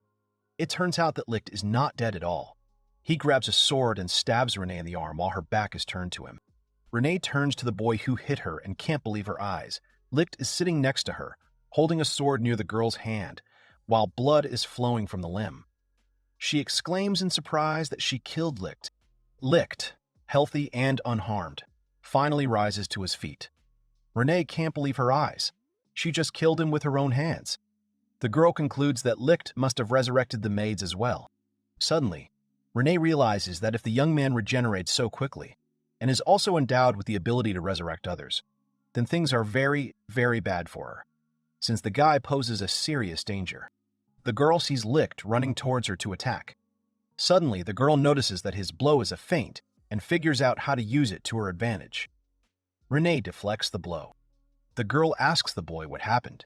She sincerely does not understand how he can stand before her alive while she killed him with her own hands. Lichte decides not to answer this question honestly and speaks in riddles. Renee asks if Lichte sold his soul to the devil or did something worse. The boy doesn't answer the question, but his face immediately darkens after Renee calls Lichte a monster. The girl confidently says that she will kill the guy as many times as necessary. The guy is very confused. Renee once again tells Lichte to burn in hell and sets about fulfilling her promises to kill him. At first, the girl stabs Lichte with a sword again, but he resurrects again and again. No matter how Renee tried to destroy the young man, she failed. The girl tried to behead and cut the guy, but it was all in vain. He resurrected. Renee can't believe that Lichte is not only immortal, but not killable. This not only shocks the girl, but truly scares her. Lichte rises to his feet once again. Renee says that even vampires and zombies die instantly if their hearts are damaged. But the young man can no longer listen to these words. Renee grabs her sword once again and strikes Lichte with her weapon many times. The girl furiously wishes the boy death, but it is useless. Renee calls Lichte a mad monster as he inflicts numerous wounds on him that seem completely incompatible with life. Having killed Lichte once again, Renee decides to find her comrades, Alpha and Wait, as soon as possible. She turns around and hurries out of the corridor, but the magic circle appears behind the girl again. Lichte comes back to life once again, completely safe and sound, and asks Renee if the girl has brought her friends to the castle. Renee turns around and is horrified to see a living Lichte standing behind her. She decides to find Wait and Alpha as soon as possible and leave the immortal guy behind. The girl turns sharply in the opposite direction from Lichte and runs away as quickly as possible. At the same time, a restless Wait continues to creep through the numerous corridors of the vampire castle. He wonders if Alpha and Renee will be able to cope with the task, but then adds that he is not sure about it. Trembling with excitement and fear, Wait is once again convinced that neither he, nor Alf, nor Renee should have agreed to such a strange and dangerous mission. The young man is genuinely surprised that he has not yet encountered a single enemy on his way, which is very strange. It seems to him that someone is luring him into a trap. Afterwards, Wait decides that the vampires are not smart enough for such a plan, and there is nothing unusual in the castle at all. Wait looks very dejected and disappointed, as he realizes that he will probably have to act alone without a team. He genuinely does not understand how this happened, and is truly upset by such thoughts. Suddenly, Wait notices a small black bat flying towards him. He doesn't immediately understand what is happening, but then he suddenly reaches for the dagger attached to his belt. Wait grabs the dagger and throws it at the bat with all his might, screaming at it to get away as quickly as possible. The dagger pierces the mouse, but it does not fall to its death, but continues to hover in the air.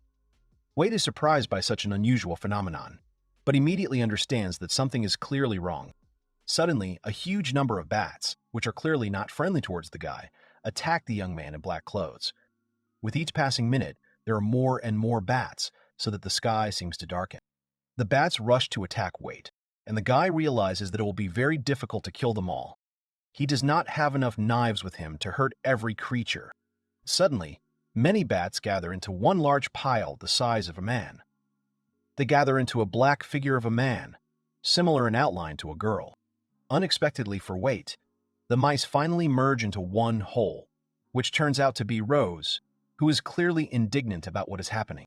Rose smiles and, clearly aware of her superiority, says that Wait shouldn't have attacked the bat, since that was how he let the girl know where he was. Wait looks at Rose with bewilderment and suddenly calls her a strange vampire, which of course insults the girl. She doesn't understand what's wrong, as suddenly the boy calls the girl a child, which is not true at all. This completely confuses Rose.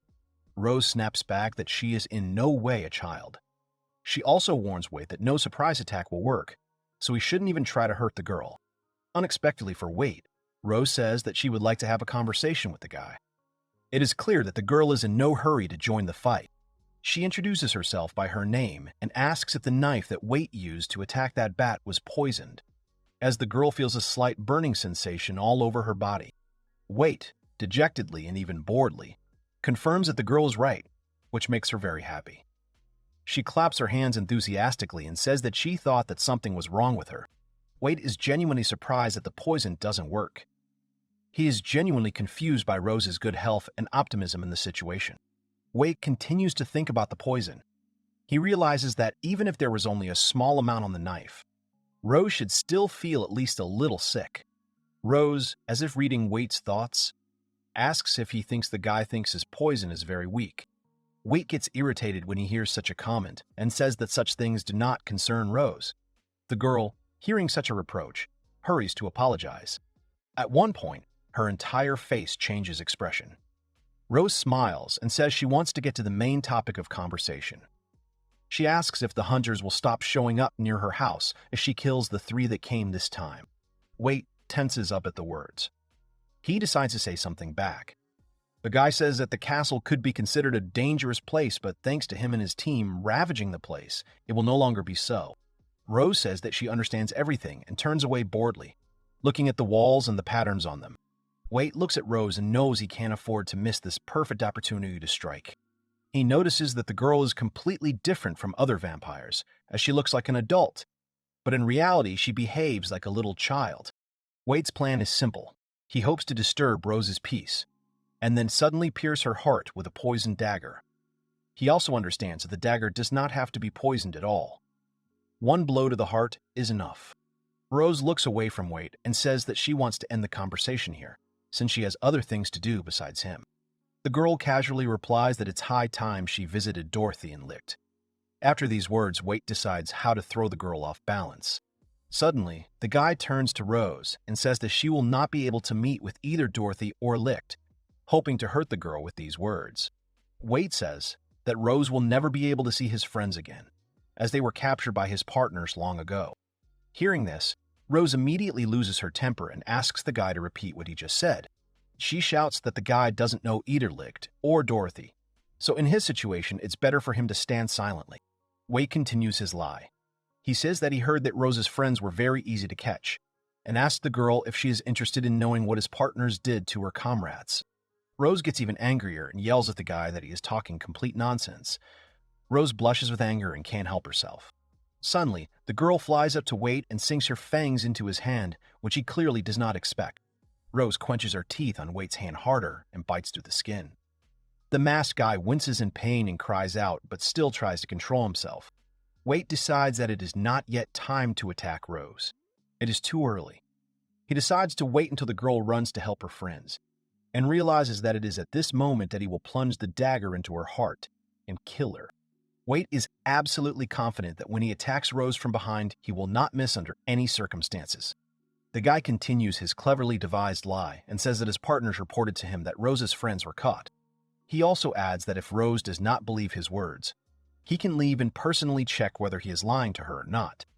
Rose is very angry and does not know what to do. Suddenly, Rose lets go of Wade, turns around and runs to help her friends, Lichte and Dorothy. Wade, seeing this, prepares his dagger. Suddenly, Rose rises high into the air and turns to face Wade, who is about to sneak up on her. She sternly orders him to end his life, and to his surprise, he cannot resist her words. With trembling hands, the boy turns his poisoned dagger blade towards himself and makes a big swing.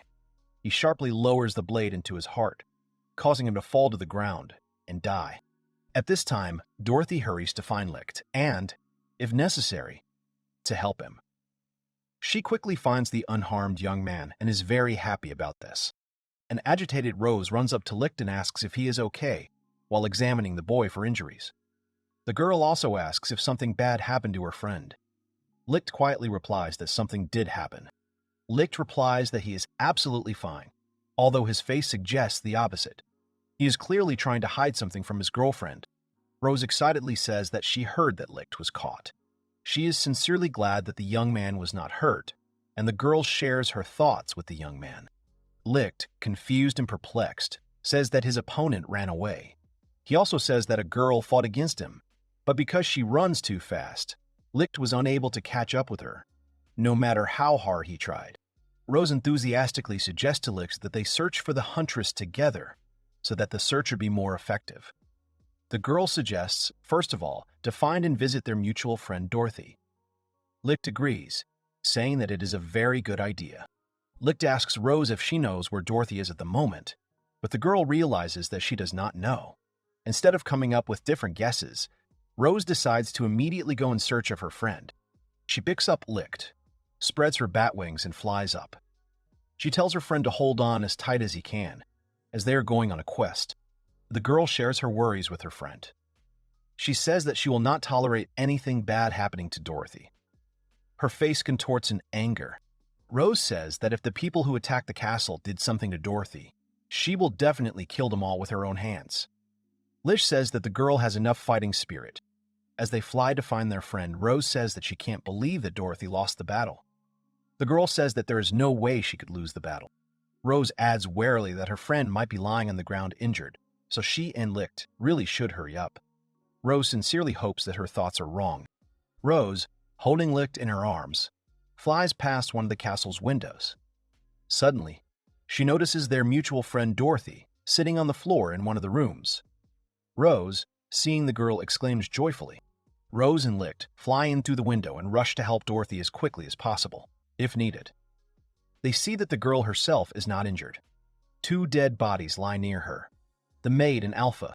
Dorothy says that Lichte is a good man for coming back and completing the task, but right after, the girl tells the young man to help her revive the maid and points to the girl's body.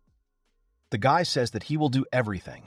Lichte asks if Dorothy is okay and notices that the girl has something on her neck. Rose looks at her friend's throat and sees a huge bruise on it. She asks worriedly what happened to her friend. Rose begins to worry and fuss, telling her friend how bad it will be if the scar from this wound remains for the rest of her life. But Dorothy brushes it off, replying that everything will be fine, and she is sure of it. While the girls talk to each other, trying to figure out if the wound will leave a mark for long, Lichte uses his resurrection skill and revives the maid Alf killed. She slowly opens her eyes and regains consciousness. The maid sees Lichte and greets him, and the young man responds. Dorothy comes to life with relief, seeing that the maid is alive again, which cannot but please the boys. Dorothy examines the maid and realizes that she even retained her memory, which is very good. Lichte's friend tells him that he has simply incredible abilities. The young man says that such tasks are definitely within his power. Lichte tells Rose about the wound on Dorothy's neck. The young man says that if they kill and then resurrect their mutual friend, the marks on her throat will definitely disappear. Rose is frightened by this proposal.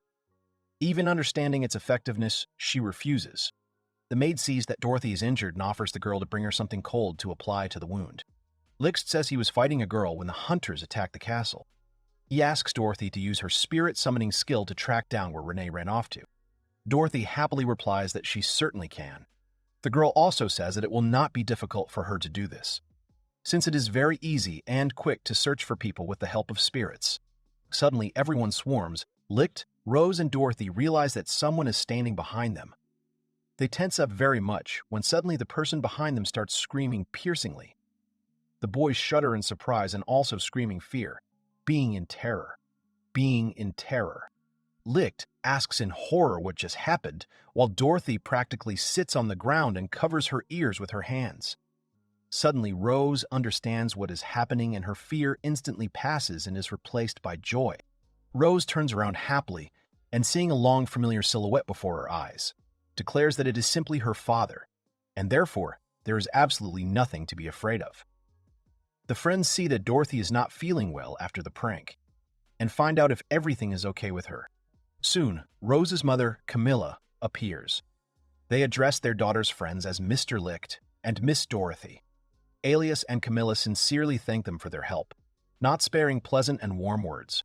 The girls' parents say with admiration that Lichte and Dorothy not only resurrected their beloved Rose, but also helped protect their own home from an attack by hunters who clearly weren't going to leave empty-handed. All of Rose's family and friends sit down at the dinner table again and say that neither Alias nor Camilla should thank them, as there is no need for it. Lichte remembers that Renee managed to escape and hurries to report this to Father Rose, to which he says that he met her on the way to the castle and solved the problem himself, so there is no need to worry about her. Lichte is surprised that it was him. Lichte says, disappointed and dejected, that he was the only one who did not help, which upsets the young man greatly. But upon hearing this, Alias says that the boy is wrong and actually helped a lot. Rose's parents look happily at their daughter and her friends, after which they say that they are indebted to the guys, but are sincerely grateful to them for the help they have provided. Rose cheerfully and carefreely asks Lichte not to be modest and to accept gratitude from her parents. Suddenly, the girl says that after such a grueling battle, now is the best time to regain strength, and suggests having lunch. She puts a lot of chicken legs on Lichte's plate, and he is very surprised by their large number.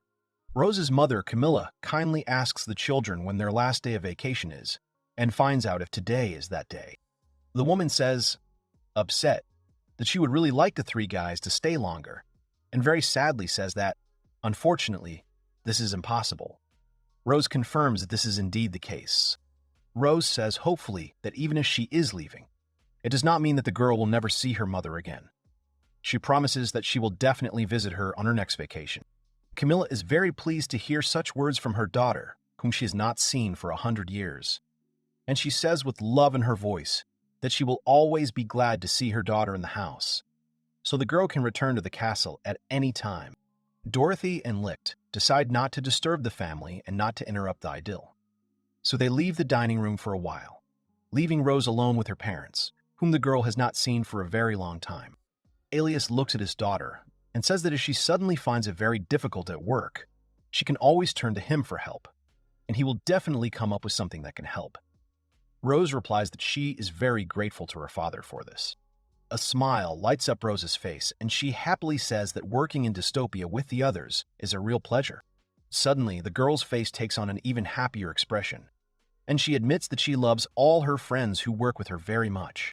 Rose's parents are happy that their daughter has grown into such a beautiful young woman. They say that they probably shouldn't worry about her well-being at the moment, as they can see that everything is fine. Rose smiles happily as she looks at her parents. Suddenly, Alias interrupts the family idyll with an unexpected question. He decides to ask Rose if she thinks that she and Lichte would make a very good couple. Rose, hearing such an embarrassing question, instantly blushes and becomes confused. The girl is even more embarrassed by the fact that Lichte is sitting next to her, but she turns her head and sees that her friend is not there, which greatly surprises Rose. Camilla joins her husband's idea and says that Lichte is a very good, kind, sympathetic, and noble young man, so she is not against it if her daughter suddenly marries him. Rose blushes even more and asks her mother not to embarrass her. Right after this, Alias tells his daughter that he told Lichte a lot of good things about her, so that, in his opinion, it helped improve the relationship between Rose and Lichte. The girl asks her father not to do anything unnecessary anymore, as she is worried. Rose is confused. She honestly doesn't know how she's supposed to talk to her friend like nothing happened after such awkward situations. Alias replies that, judging by his observations of Lichte, Rose is far from indifferent to the young man, which cannot help but hurt the girl's feelings. She sighs hopefully. The girl is genuinely surprised, but at the same time, very happy about what her father just said. The hope in her heart grows with every second. She asks if it is true. Rose jumps into her father's arms and he catches the girl. Alias said that he had never deceived his beloved daughter before, and therefore his words can be trusted. Rose agrees with her dad and thanks him from the bottom of her heart. Alias looks at his daughter and understands that it is time to say goodbye again for an indefinite period, which does not please the man at all. Rose also understands this and becomes very upset. She collects her thoughts and, trying not to cry, says that Lichte and Dorothy are waiting for her to go to the service, but also adds that she will definitely come back again to visit her parents.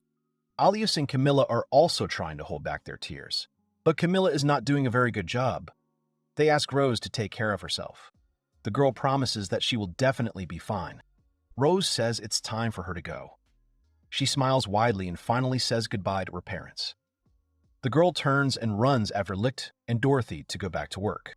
Some time later, Lichte, Dorothy, and Rose return to Dystopia. Lichte looks rather tired after another not very comfortable flight. The young man goes to his room and finally enters it. In the room, he is met by an inspired Fyrus. She congratulates the young man on his return.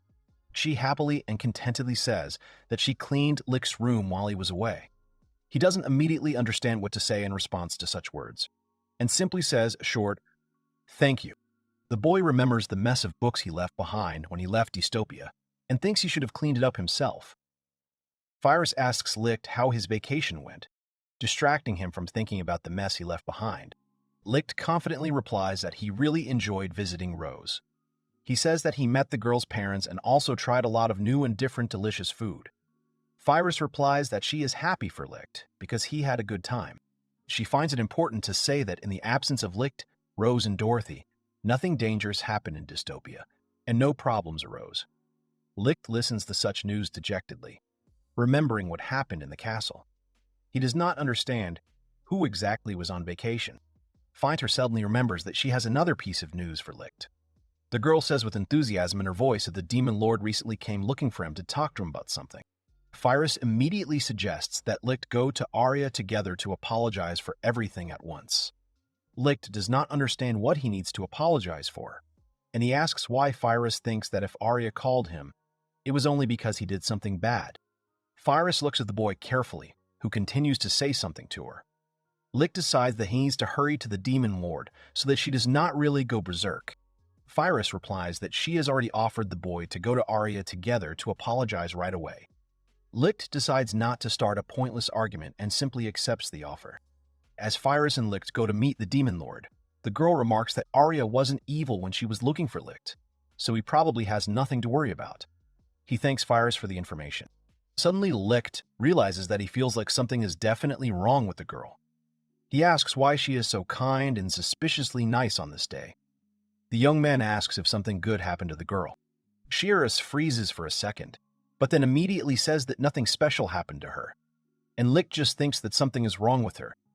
Suddenly, a familiar voice is heard from behind them. It turns out to be the Demon Lord. She is happy that she finally managed to find Lichte. She clearly does not look angry, which cannot but please the young man. Arya says enthusiastically that she hasn't seen the guy in a long time. She asks Lichte if he had a good time on vacation. Lichte says that his vacation was indeed good and fun. But there is one but. He complains that he hardly feels rested. The Demon Lord is surprised to hear such words. Arya says that she will definitely listen to his incredible stories about his recent vacation later. But now she has an important matter to discuss with the guy. She says that something will soon happen to Iris and Tis. Two girls enter the room, who are elves. Both of them are blonde, but one is clearly older than the other, who is carried on the back of the adult. The older girl apologizes to the Demon Lord for being late for the meeting. Suddenly, Arya says that it should be postponed for later, as the matter is urgent. Fyra stands near the girls and carefully watches them and what is happening around.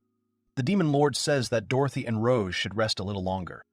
Lichte, with a hint of indignation in his voice, asks why he has to work right after the road. Arya says that it just happened that way, and she is powerless in the situation. Suddenly, the Demon Lord looks at Lichte and realizes that something is wrong with the boy. She concludes that something has definitely changed in him during the trip, and certainly not for the better. Arya tells a puzzled Lichte that it's not just his appearance that has changed, but something inside that has definitely changed. The Demon Lord concludes to himself that the aura around Lichte has become more visible. Arya realizes that something bad must have happened during the vacation that greatly affected the boy's well-being. The Demon Lord decides not to waste much time on questioning, and to do it later, when he has more than enough. Arya says that while Lichte, Rose, and Dorothy were on vacation, a lot of work is piled up in dystopia.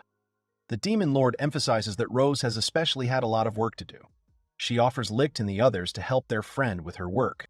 The Demon Lord raises his hand with enthusiasm and a lively voice, and says that now is the time to get to work as soon as possible. Neither Lichte, nor Fyris, nor the elf girls will share Arya's joy. Lichte gets to work and, opening another book, suddenly plunges into his memories. The young man realizes that several months have passed since the day Lichte resurrected the Demon Lord's army. A lot has happened in his life since then. The young man understands that if we compare his life in the human world before his exile with his current life, then Lichte can say with complete confidence that he is happy in his, one might say, new life. Lichte also remembers the people who betrayed him when he was still living in the human world.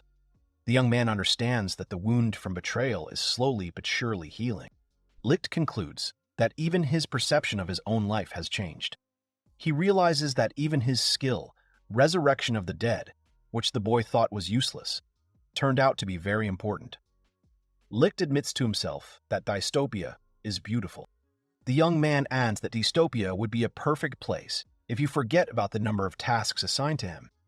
While the young man is lost in his thoughts, someone comes up to him from behind and addresses the boy by name. It turns out that Fyris approaches the young man. She asks if it is time for the boy to go on the mission that the Demon Lord has entrusted to him. Lichte sullenly rises from the table and pushes the chair he was sitting on back with a heavy sigh. Fyris asks her friend what happened to him and if everything is okay.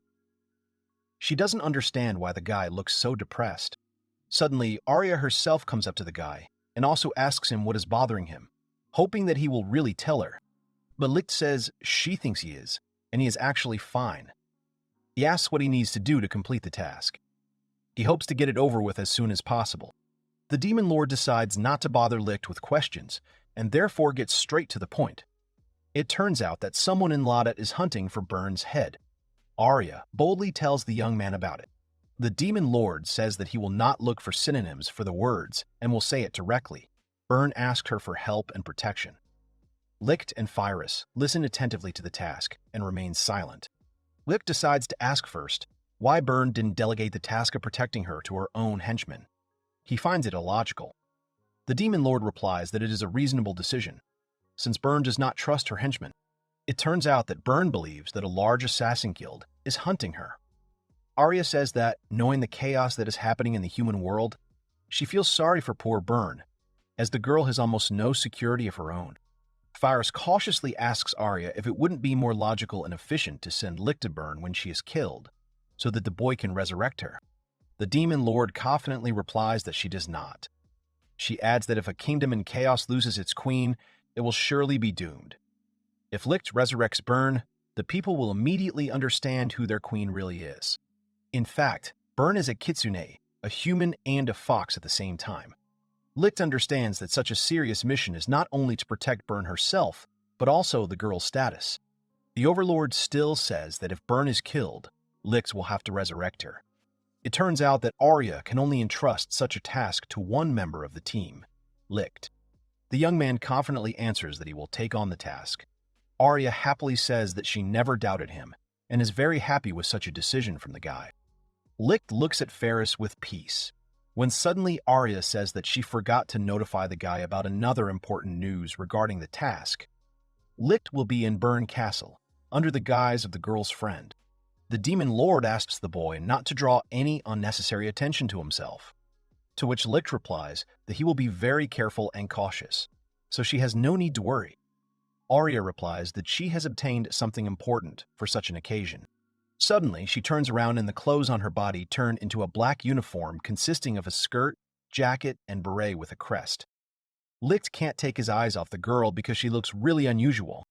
Arya asks if the outfit suits her, while Lichte is genuinely surprised that the demon lord would go on a mission with him. Suddenly, Lichte notices blood on Arya's uniform and wonders where she got it. Ferris and Lichte look at Arya and notice that she seems suspiciously excited, to which the demon lord orders them to be quiet. At Burn Castle, a maid comes into her room with a tray of food while the girl is busy with her own affairs. Burn thanks the maid, whose name turns out to be Anna, and asks her to put her tray on the table. The maid sees that something is wrong with her mistress, and so the girl asks when Burn will finally cheer up. The girl also notices that her mistress is under guard, so she has nothing to fear. Burn is not sure about this. Suddenly, Burn warns Anna that the girl's friends will soon arrive at the castle. She warns the maid that, although these people are a little strange, they should not be feared. Anna is very surprised. The maid says that since her mistress's guests will soon arrive, they must be greeted with dignity and given a warm welcome. To this, Burn says that her friends have a far from simple character, so it is not worth approaching them once again. Anna says that she understood everything. Burn understands to himself that the guests will have a difficult character, since there is definitely a demon lord among them. Burn understands that Anna will probably do something that the demon lord will not like, for which Arya will destroy her, and this cannot be allowed. Suddenly, a man behind a screen that is the entrance to her chambers addresses Burn. He says that some people have arrived at the castle. He adds that the two new arrivals identified themselves as Burn's friends and wanted to meet her. He asks what to do with them. Immediately after, the man adds that the guests are a boy and a girl. Burn doesn't know what she should do until the man behind the screen calls out the names of the guests, Mr. Lichte and Mrs. Arya. Burn practically jumps up on his chair and hurries to greet the guests. The girl orders that the new arrivals be immediately admitted to the castle, to her chambers. Burn also calls them his friends and asks to give them a worthy reception. The man behind the screen says that everything will be done and quickly leaves. Burn tells Anna that her mistress's friends have finally arrived. She asks not to forget that it is not worth bothering these people and dismisses the maid. Burn praises his maid Anna, calling her a good girl. She asks the girl not to let her down, and if they succeed, the girl will thank Anna later. The maid said she would try. Anna slammed the door, and Burn was left alone. Arya and Lichte came in. Burn saw the demon lord and thanked her for the honor. Arya says that they just ran into a rude maid. The girl says that when she met them, she kept looking at the floor. Burn asks them to ignore her. Arya asks how Burn is doing with the assassins. They don't have time to hang around here for long. Lichte notes that the main slacker said that. Arya pinches Lichte and asks him to be quiet. Arya asks how Burn knew that the assassin was hiding somewhere, since it is a failure for an assassin if the victim knows about his existence. Burn confidently said that she learned about it from fortune-telling. Arya asks if the girl would really think that she would believe it. She says that if Burn invited them for fun, then they should say goodbye. Burn asks to believe in it, because she saw it with her own eyes. The girl speaks about her future, in which she will be killed. Lichte thinks that as a kitsune, Burn can sense the danger that threatens her.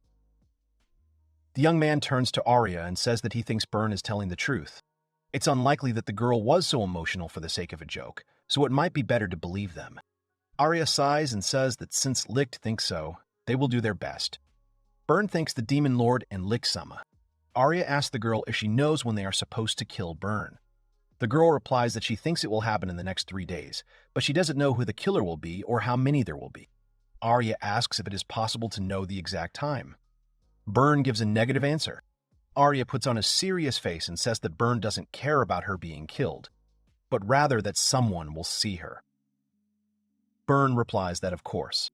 Arya says that Burn should just lock herself in this room and not let anyone in. Burn says that the country is in chaos, so she can't completely isolate herself from the outside world. Arya says that the girl could give orders without leaving here. If she doesn't meet anyone in person, there won't be any problems. Also, there's probably at least one of her subjects that Burn trusts. Ben replies that there is only one person among the subjects. She thinks that she should not meet Anna in person, so this thought makes her sad. Burn thinks that if Anna relays her orders, they will be able to communicate with her. Arya says that the issue is resolved. Plus, no one will ever know Burn's true identity. Arya also says that if she dies, Lichte will be there to resurrect her immediately. She asks the boy if he has any objections to this plan. The boy asks Arya to wait. Arya laughs and says that Lichte shouldn't be near Burn even in the bathroom, but they will definitely spend a lot of time together. Burn says she doesn't mind. Arya smiles and says she doesn't seem to care. Burn says that's right. Lichte bows and says they will do everything they can. Arya flops down on the bed and says that she's going to take a nap for now, and that she needs to be woken up when the enemies arrive. Lichte says that everything is fine, and Burn asks if that's wise. Lichte says he will do everything in his power. And so began the top-secret mission to protect the queen of the country of Lada. After a while, Burn tells how things are now. She says that for the next 3 days, Anna should not enter her room. She also orders that the others be informed about this. Anna, standing behind the door, says that it will be done. Then the girl asks if everything is all right with her mistress. Burn says that Anna does not have to worry. If something happens, then Anna should report everything to her through the door. She also says that she only allows Anna to approach the room. The girl says that she will try. Burn says that he is counting on the girl. After a while, she returns to Arya and Lichte and apologizes for the wait. Arya asks if Burn trusts this chatty girl too much. She can see how Anna will get them into a lot of trouble. Burn says that although Anna may seem frivolous, she knows how to keep her mouth shut. Burn says that she can only trust her. Arya says that in that case, everything is fine. Lichte says Burn has done a good job as queen. She thought Burn wouldn't agree to 3 days of isolation. He asks if Burn really only trusts Anna. Arya says there's no guarantee the others won't blab, and it'll be easier for them if no one tries to find out about them. Burn says everyone's busy right now with the adventurers' unrest. She says that people are stupid creatures after all. Arya says that it's all exactly like that, and Lichte sighs slightly. Lichte says that the preparations are complete, then asks what they will do next. Burn says that they should keep themselves busy. She says they could play cards, but that would probably get boring quickly. Arya yawns and says she's going to take a nap, and they can decide what to do. Arya falls onto the bed and falls asleep. Burn awkwardly offers Lichte to play cards, but the boy says he doesn't know the rules. The girl replies that she is very sorry. There's an awkward pause between them. Then the girl talks about Lichte's abilities. She says that Lichte can resurrect the dead. The boy thanks her. Burn asks, if she suddenly dies, are there any time limits for resurrection? Lichte replies that there are no limits. At least, it is possible for 100 years. Burn is surprised and asks about any special conditions that are required. Lichte replies that nothing extra needs to be done, because he has trained many times on mice. Burn then asks what about resurrection from a distance. Lichte says he thinks it's impossible. You have to be right next to the dead person. Burn asks how far away his ability starts working. The young man says that he has never checked this, so he does not know for sure. The next moment, Burn began to bombard Lichte with questions, while Arya, meanwhile, was dozing peacefully on the bed. After a while, Burn apologizes and says that it is already late. Lichte says that it is okay, because he also had fun talking to the girl. Burn thinks. Lichte asks what's wrong. Burn says that she usually takes a bath at this time. She asks what they will do. Lichte asks the girl to wait and says that he will wake up Arya. Lichte approaches the girl and tries to wake her up. Suddenly, the girl tries to bite Lichte's hand, but the boy deftly dodges. Arya then asks what the boy wants from her. Burn says to the demon lord that she was planning to take a bath, so could the girl join her? Arya says she doesn't mind. Burn is very happy about this. Then she shows her ears and tail, and thanks Mr. Lichte. The young man says that the girl has a tail. Burn says that she is safe now, so she does not have to hide it. Arya asks if Lichte will go with them. The boy refuses. Burn asks if Lichte is sure. They will all be safe together. The boy says he is sure everything will be fine. Arya grabs Burn by the tail and tells her to take her to the bathroom.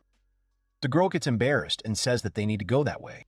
Burn clicks a book on the shelf and suddenly a door opens to a secret room. Burn says that this room was made especially for her, so that she could take care of her tail. She also says that she told the people that they needed the bathroom here, so that they wouldn't waste time moving around the palace uselessly. Lichte thinks that she could sit in it safely. Arya walks into the bathroom and says that a wonderful job has been done here. The demon lord takes off her clothes and plans to go to the bath. Burn says she will have new clothes prepared for her. Arya says she will be grateful. The girl asks how to use this shower, and Burn is going to tell her about it. After a while, Arya is already in the bath. She asks why Burn won't get in the water. Burn replies that she will go there later, and first she needs to tidy up her tail. Arya says that it seems like it's not easy being a kitsune. She says that the girl takes such good care of her tail that she thinks it would fetch a good price. Burn grabs the tail and tells Arya not to say such things. Arya tells the girl not to worry, because she didn't do such trifles. Arya sneers and says that for that she will let her pet her tail when she finishes grooming him. At this time, an unknown man wanders around the castle and says that the queen is not in sight. Suddenly he sees an unusual guy in the room and says that when he was checking out the situation, he was not there. He says he doesn't look like he's one of the servants. The man thinks it's best to keep a low profile for now, even though he knows he could kill him with a poisoned blade. He won't hear or feel anything. He won't even have time to figure out who killed him. The man understands that the deadline for the order is the day after tomorrow, and there are no guarantees that he will be able to sneak in unnoticed again. He realizes he must act now. He leans out the window and uses the pipe. He then releases a spike with poison that hits Lichte right in the neck. The young man falls unconscious and dies. The man understands that he has hit the bullseye, but the main problems are still ahead. Then Lichte wakes up and thinks he fell asleep. The man does not understand why Lichte is alive and maybe he missed, although he definitely hit the young man with a poisoned dart. It is possible that the poison did not work. Meanwhile, Lichte says that this is very strange and that he probably did not get enough rest during his vacation. Lichte walks around the room and inquires about Rose's well-being. Meanwhile, the man, afraid of being noticed, jumps off the floor and runs away. Meanwhile, Arya comes out of the bath and says that the bathroom was very nice. She asks if anything suspicious happened during all this time. Lichte gives a negative answer, but is very doubtful about his answer. Arya asks what his uncertainty means. He says he seemed to lose consciousness for a moment, but he didn't sense any enemies. So it's unclear what it was. Lichte says he thinks he's just tired. Arya says his body is rested, but his soul is not. She tells Lichte to say so right away. However, Arya says that it is not good that the young man suddenly fell. She says that the young man suddenly caught some disease, although she notes that it is not like any disease she knows. She asks if the boy dies, will the disease go away or not? The boy says that most likely it will. Arya becomes mad and says that she will cure him perfectly. Burn apologizes for the wait and asks what Arya and Lichte are doing. Arya says she wanted to fix Lichte, and he doesn't refuse. Lichte says that he could agree to that. Burn says she doesn't know what's going on between them, but she doesn't think it's anything serious. Arya sits on the bed and suddenly shudders. She says the window is open. Lichte gets scared and says it is indeed open. Arya's space control is a very powerful ability, but it has some limitations. It allows you to take control of space, warp it, cause all objects to slow down, and gives you a huge advantage in combat. However, if the window is open like this and someone decides to attack them, the space control does not work. The young man says that it seems that this old window is serious. If it is not closed carefully, It will not close completely. Burn says it's possible people have been using the lock for many years. Arya flops down on the bed and says she's going to sleep. Burn asks if she's going to sleep again. Burn says it's time for them to sleep too. This bed is spacious. The three of them can sleep. Lichte says they'll sleep on that sofa. Burn says Lichte shouldn't go there to sleep, or his whole body will go numb. Arya grabs Burn by her soft tail and falls asleep. Lichte turns off the light and goes to bed. The next morning, Lichte opens his eyes to see Burn in front of him, wishing him good morning. The girl turns to Mr. Lichte and asks him why he left her alone yesterday. Lichte replies that he had not planned anything like that, but he himself thinks that something seems to have happened. Burn asks if Lichte needs to make coffee. The young man agrees and says that he will go and wake up Arya for now. Lichte walks over to the bed where Arya is snoring sweetly. He pulls the blanket off her and tells her good morning. Arya curls up and starts tossing and turning in bed. She opens her eyes and starts rubbing them. Everyone wishes her good morning. The girl jumps out of bed. The girl gets dressed and asks if Lichte is okay. She says that yesterday he suddenly fell. The young man replies that everything is okay now. Arya is already dressed. Lichte says that yesterday was enough to just sleep a little, and what happened yesterday was a simple coincidence. The girl comes to the window and then calls him to the window. Arya asks him if he thinks there is a suspicious guy here. Lichte asks which person Arya is talking about since he can't see him. Arya talks about the man standing in the shadows. Lichte apologizes and says that his eyesight is not as good as the demon lord's. Arya says that it is hard being a human. Arya opens the window. The man suddenly flinches. Arya realizes that the man reacted to the open window. Arya asks the boy to take care of Burn. Arya says he is going to run away and they don't have much time. Lichte says he understands. Arya jumps out of the window and says that she never doubted it. Lichte thinks Arya should take action. The girl chases after the man and sees that he seems to be alone. She wonders where the man is heading. The man deftly jumps from one height to another, trying to escape. Arya, meanwhile, says that it will be an easy victory. They see a man running into the church. Arya enters and sees many parishioners of the temple. The girl apologizes for the intrusion. A woman approaches her and apologizes, saying that only believers can enter here. She says that they will gladly accept her if she is one of them. Arya says she has some business here. A man just ran in. The woman asks what the girl is talking about now because no one came in here. Arya tells the woman not to try to deceive her and to answer before she destroys their entire church. Arya starts to get angry and asks where the man went. Suddenly, the woman gets angry and calls for help. Suddenly, Arya is surrounded by people from the church, and they tell her that they feel like the young lady has been keeping her distance.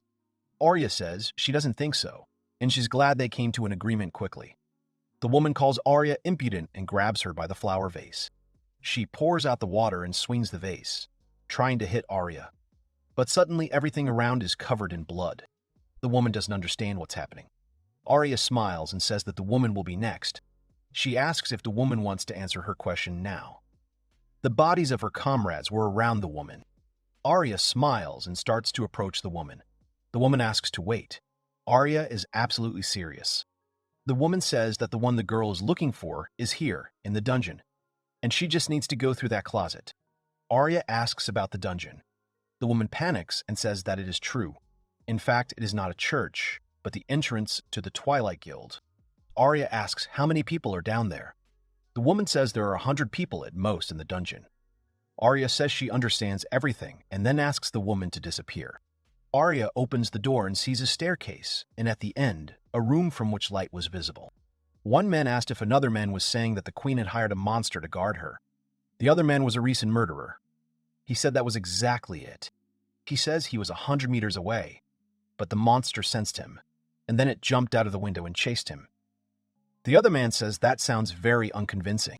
The man says that the man is just trying to make excuses for not fulfilling the order.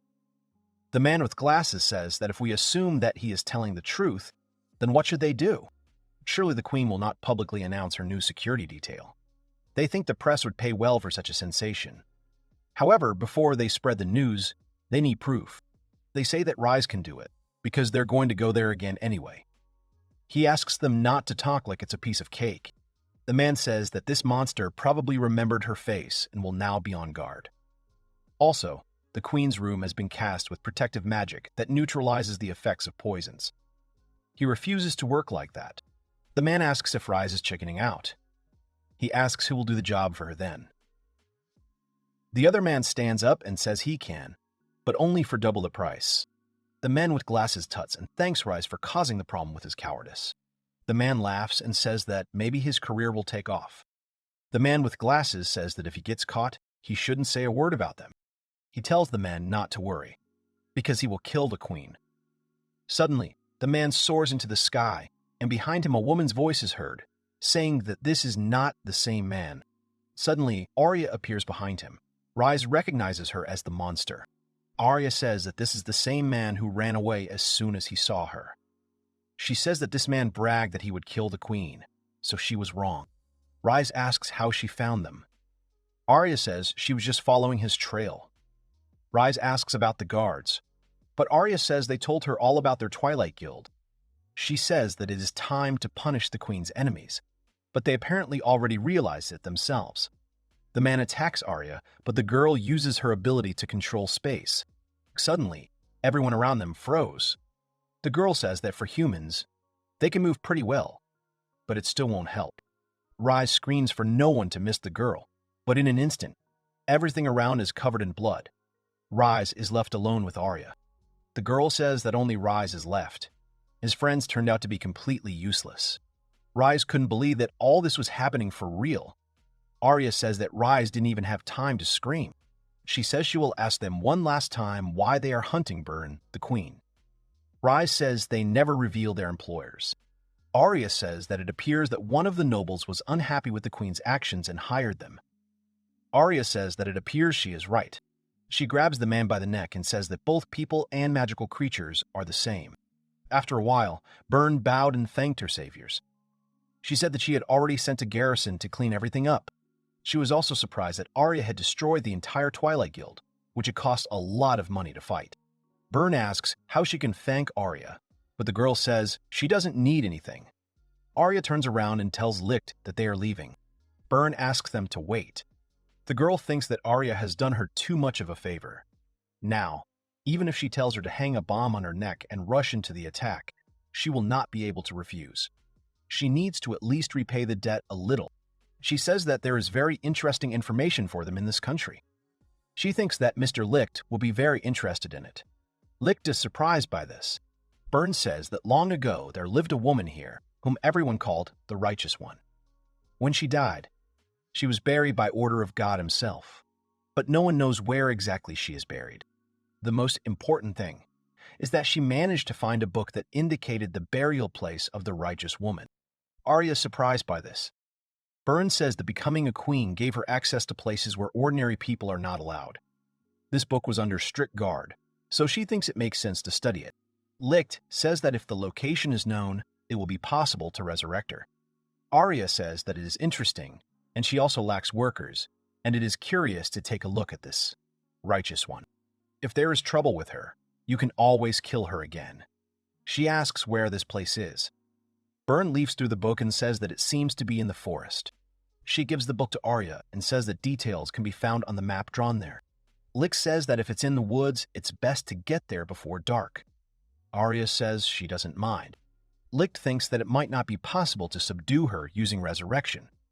They'll have to come up with some kind of cover story for her, and it'll be less suspicious if they do it during the day instead of at night. Arya says she will go with Lichte to the burial site, and then he will have to act on his own. Lichte realizes that Dorothy could be useful now.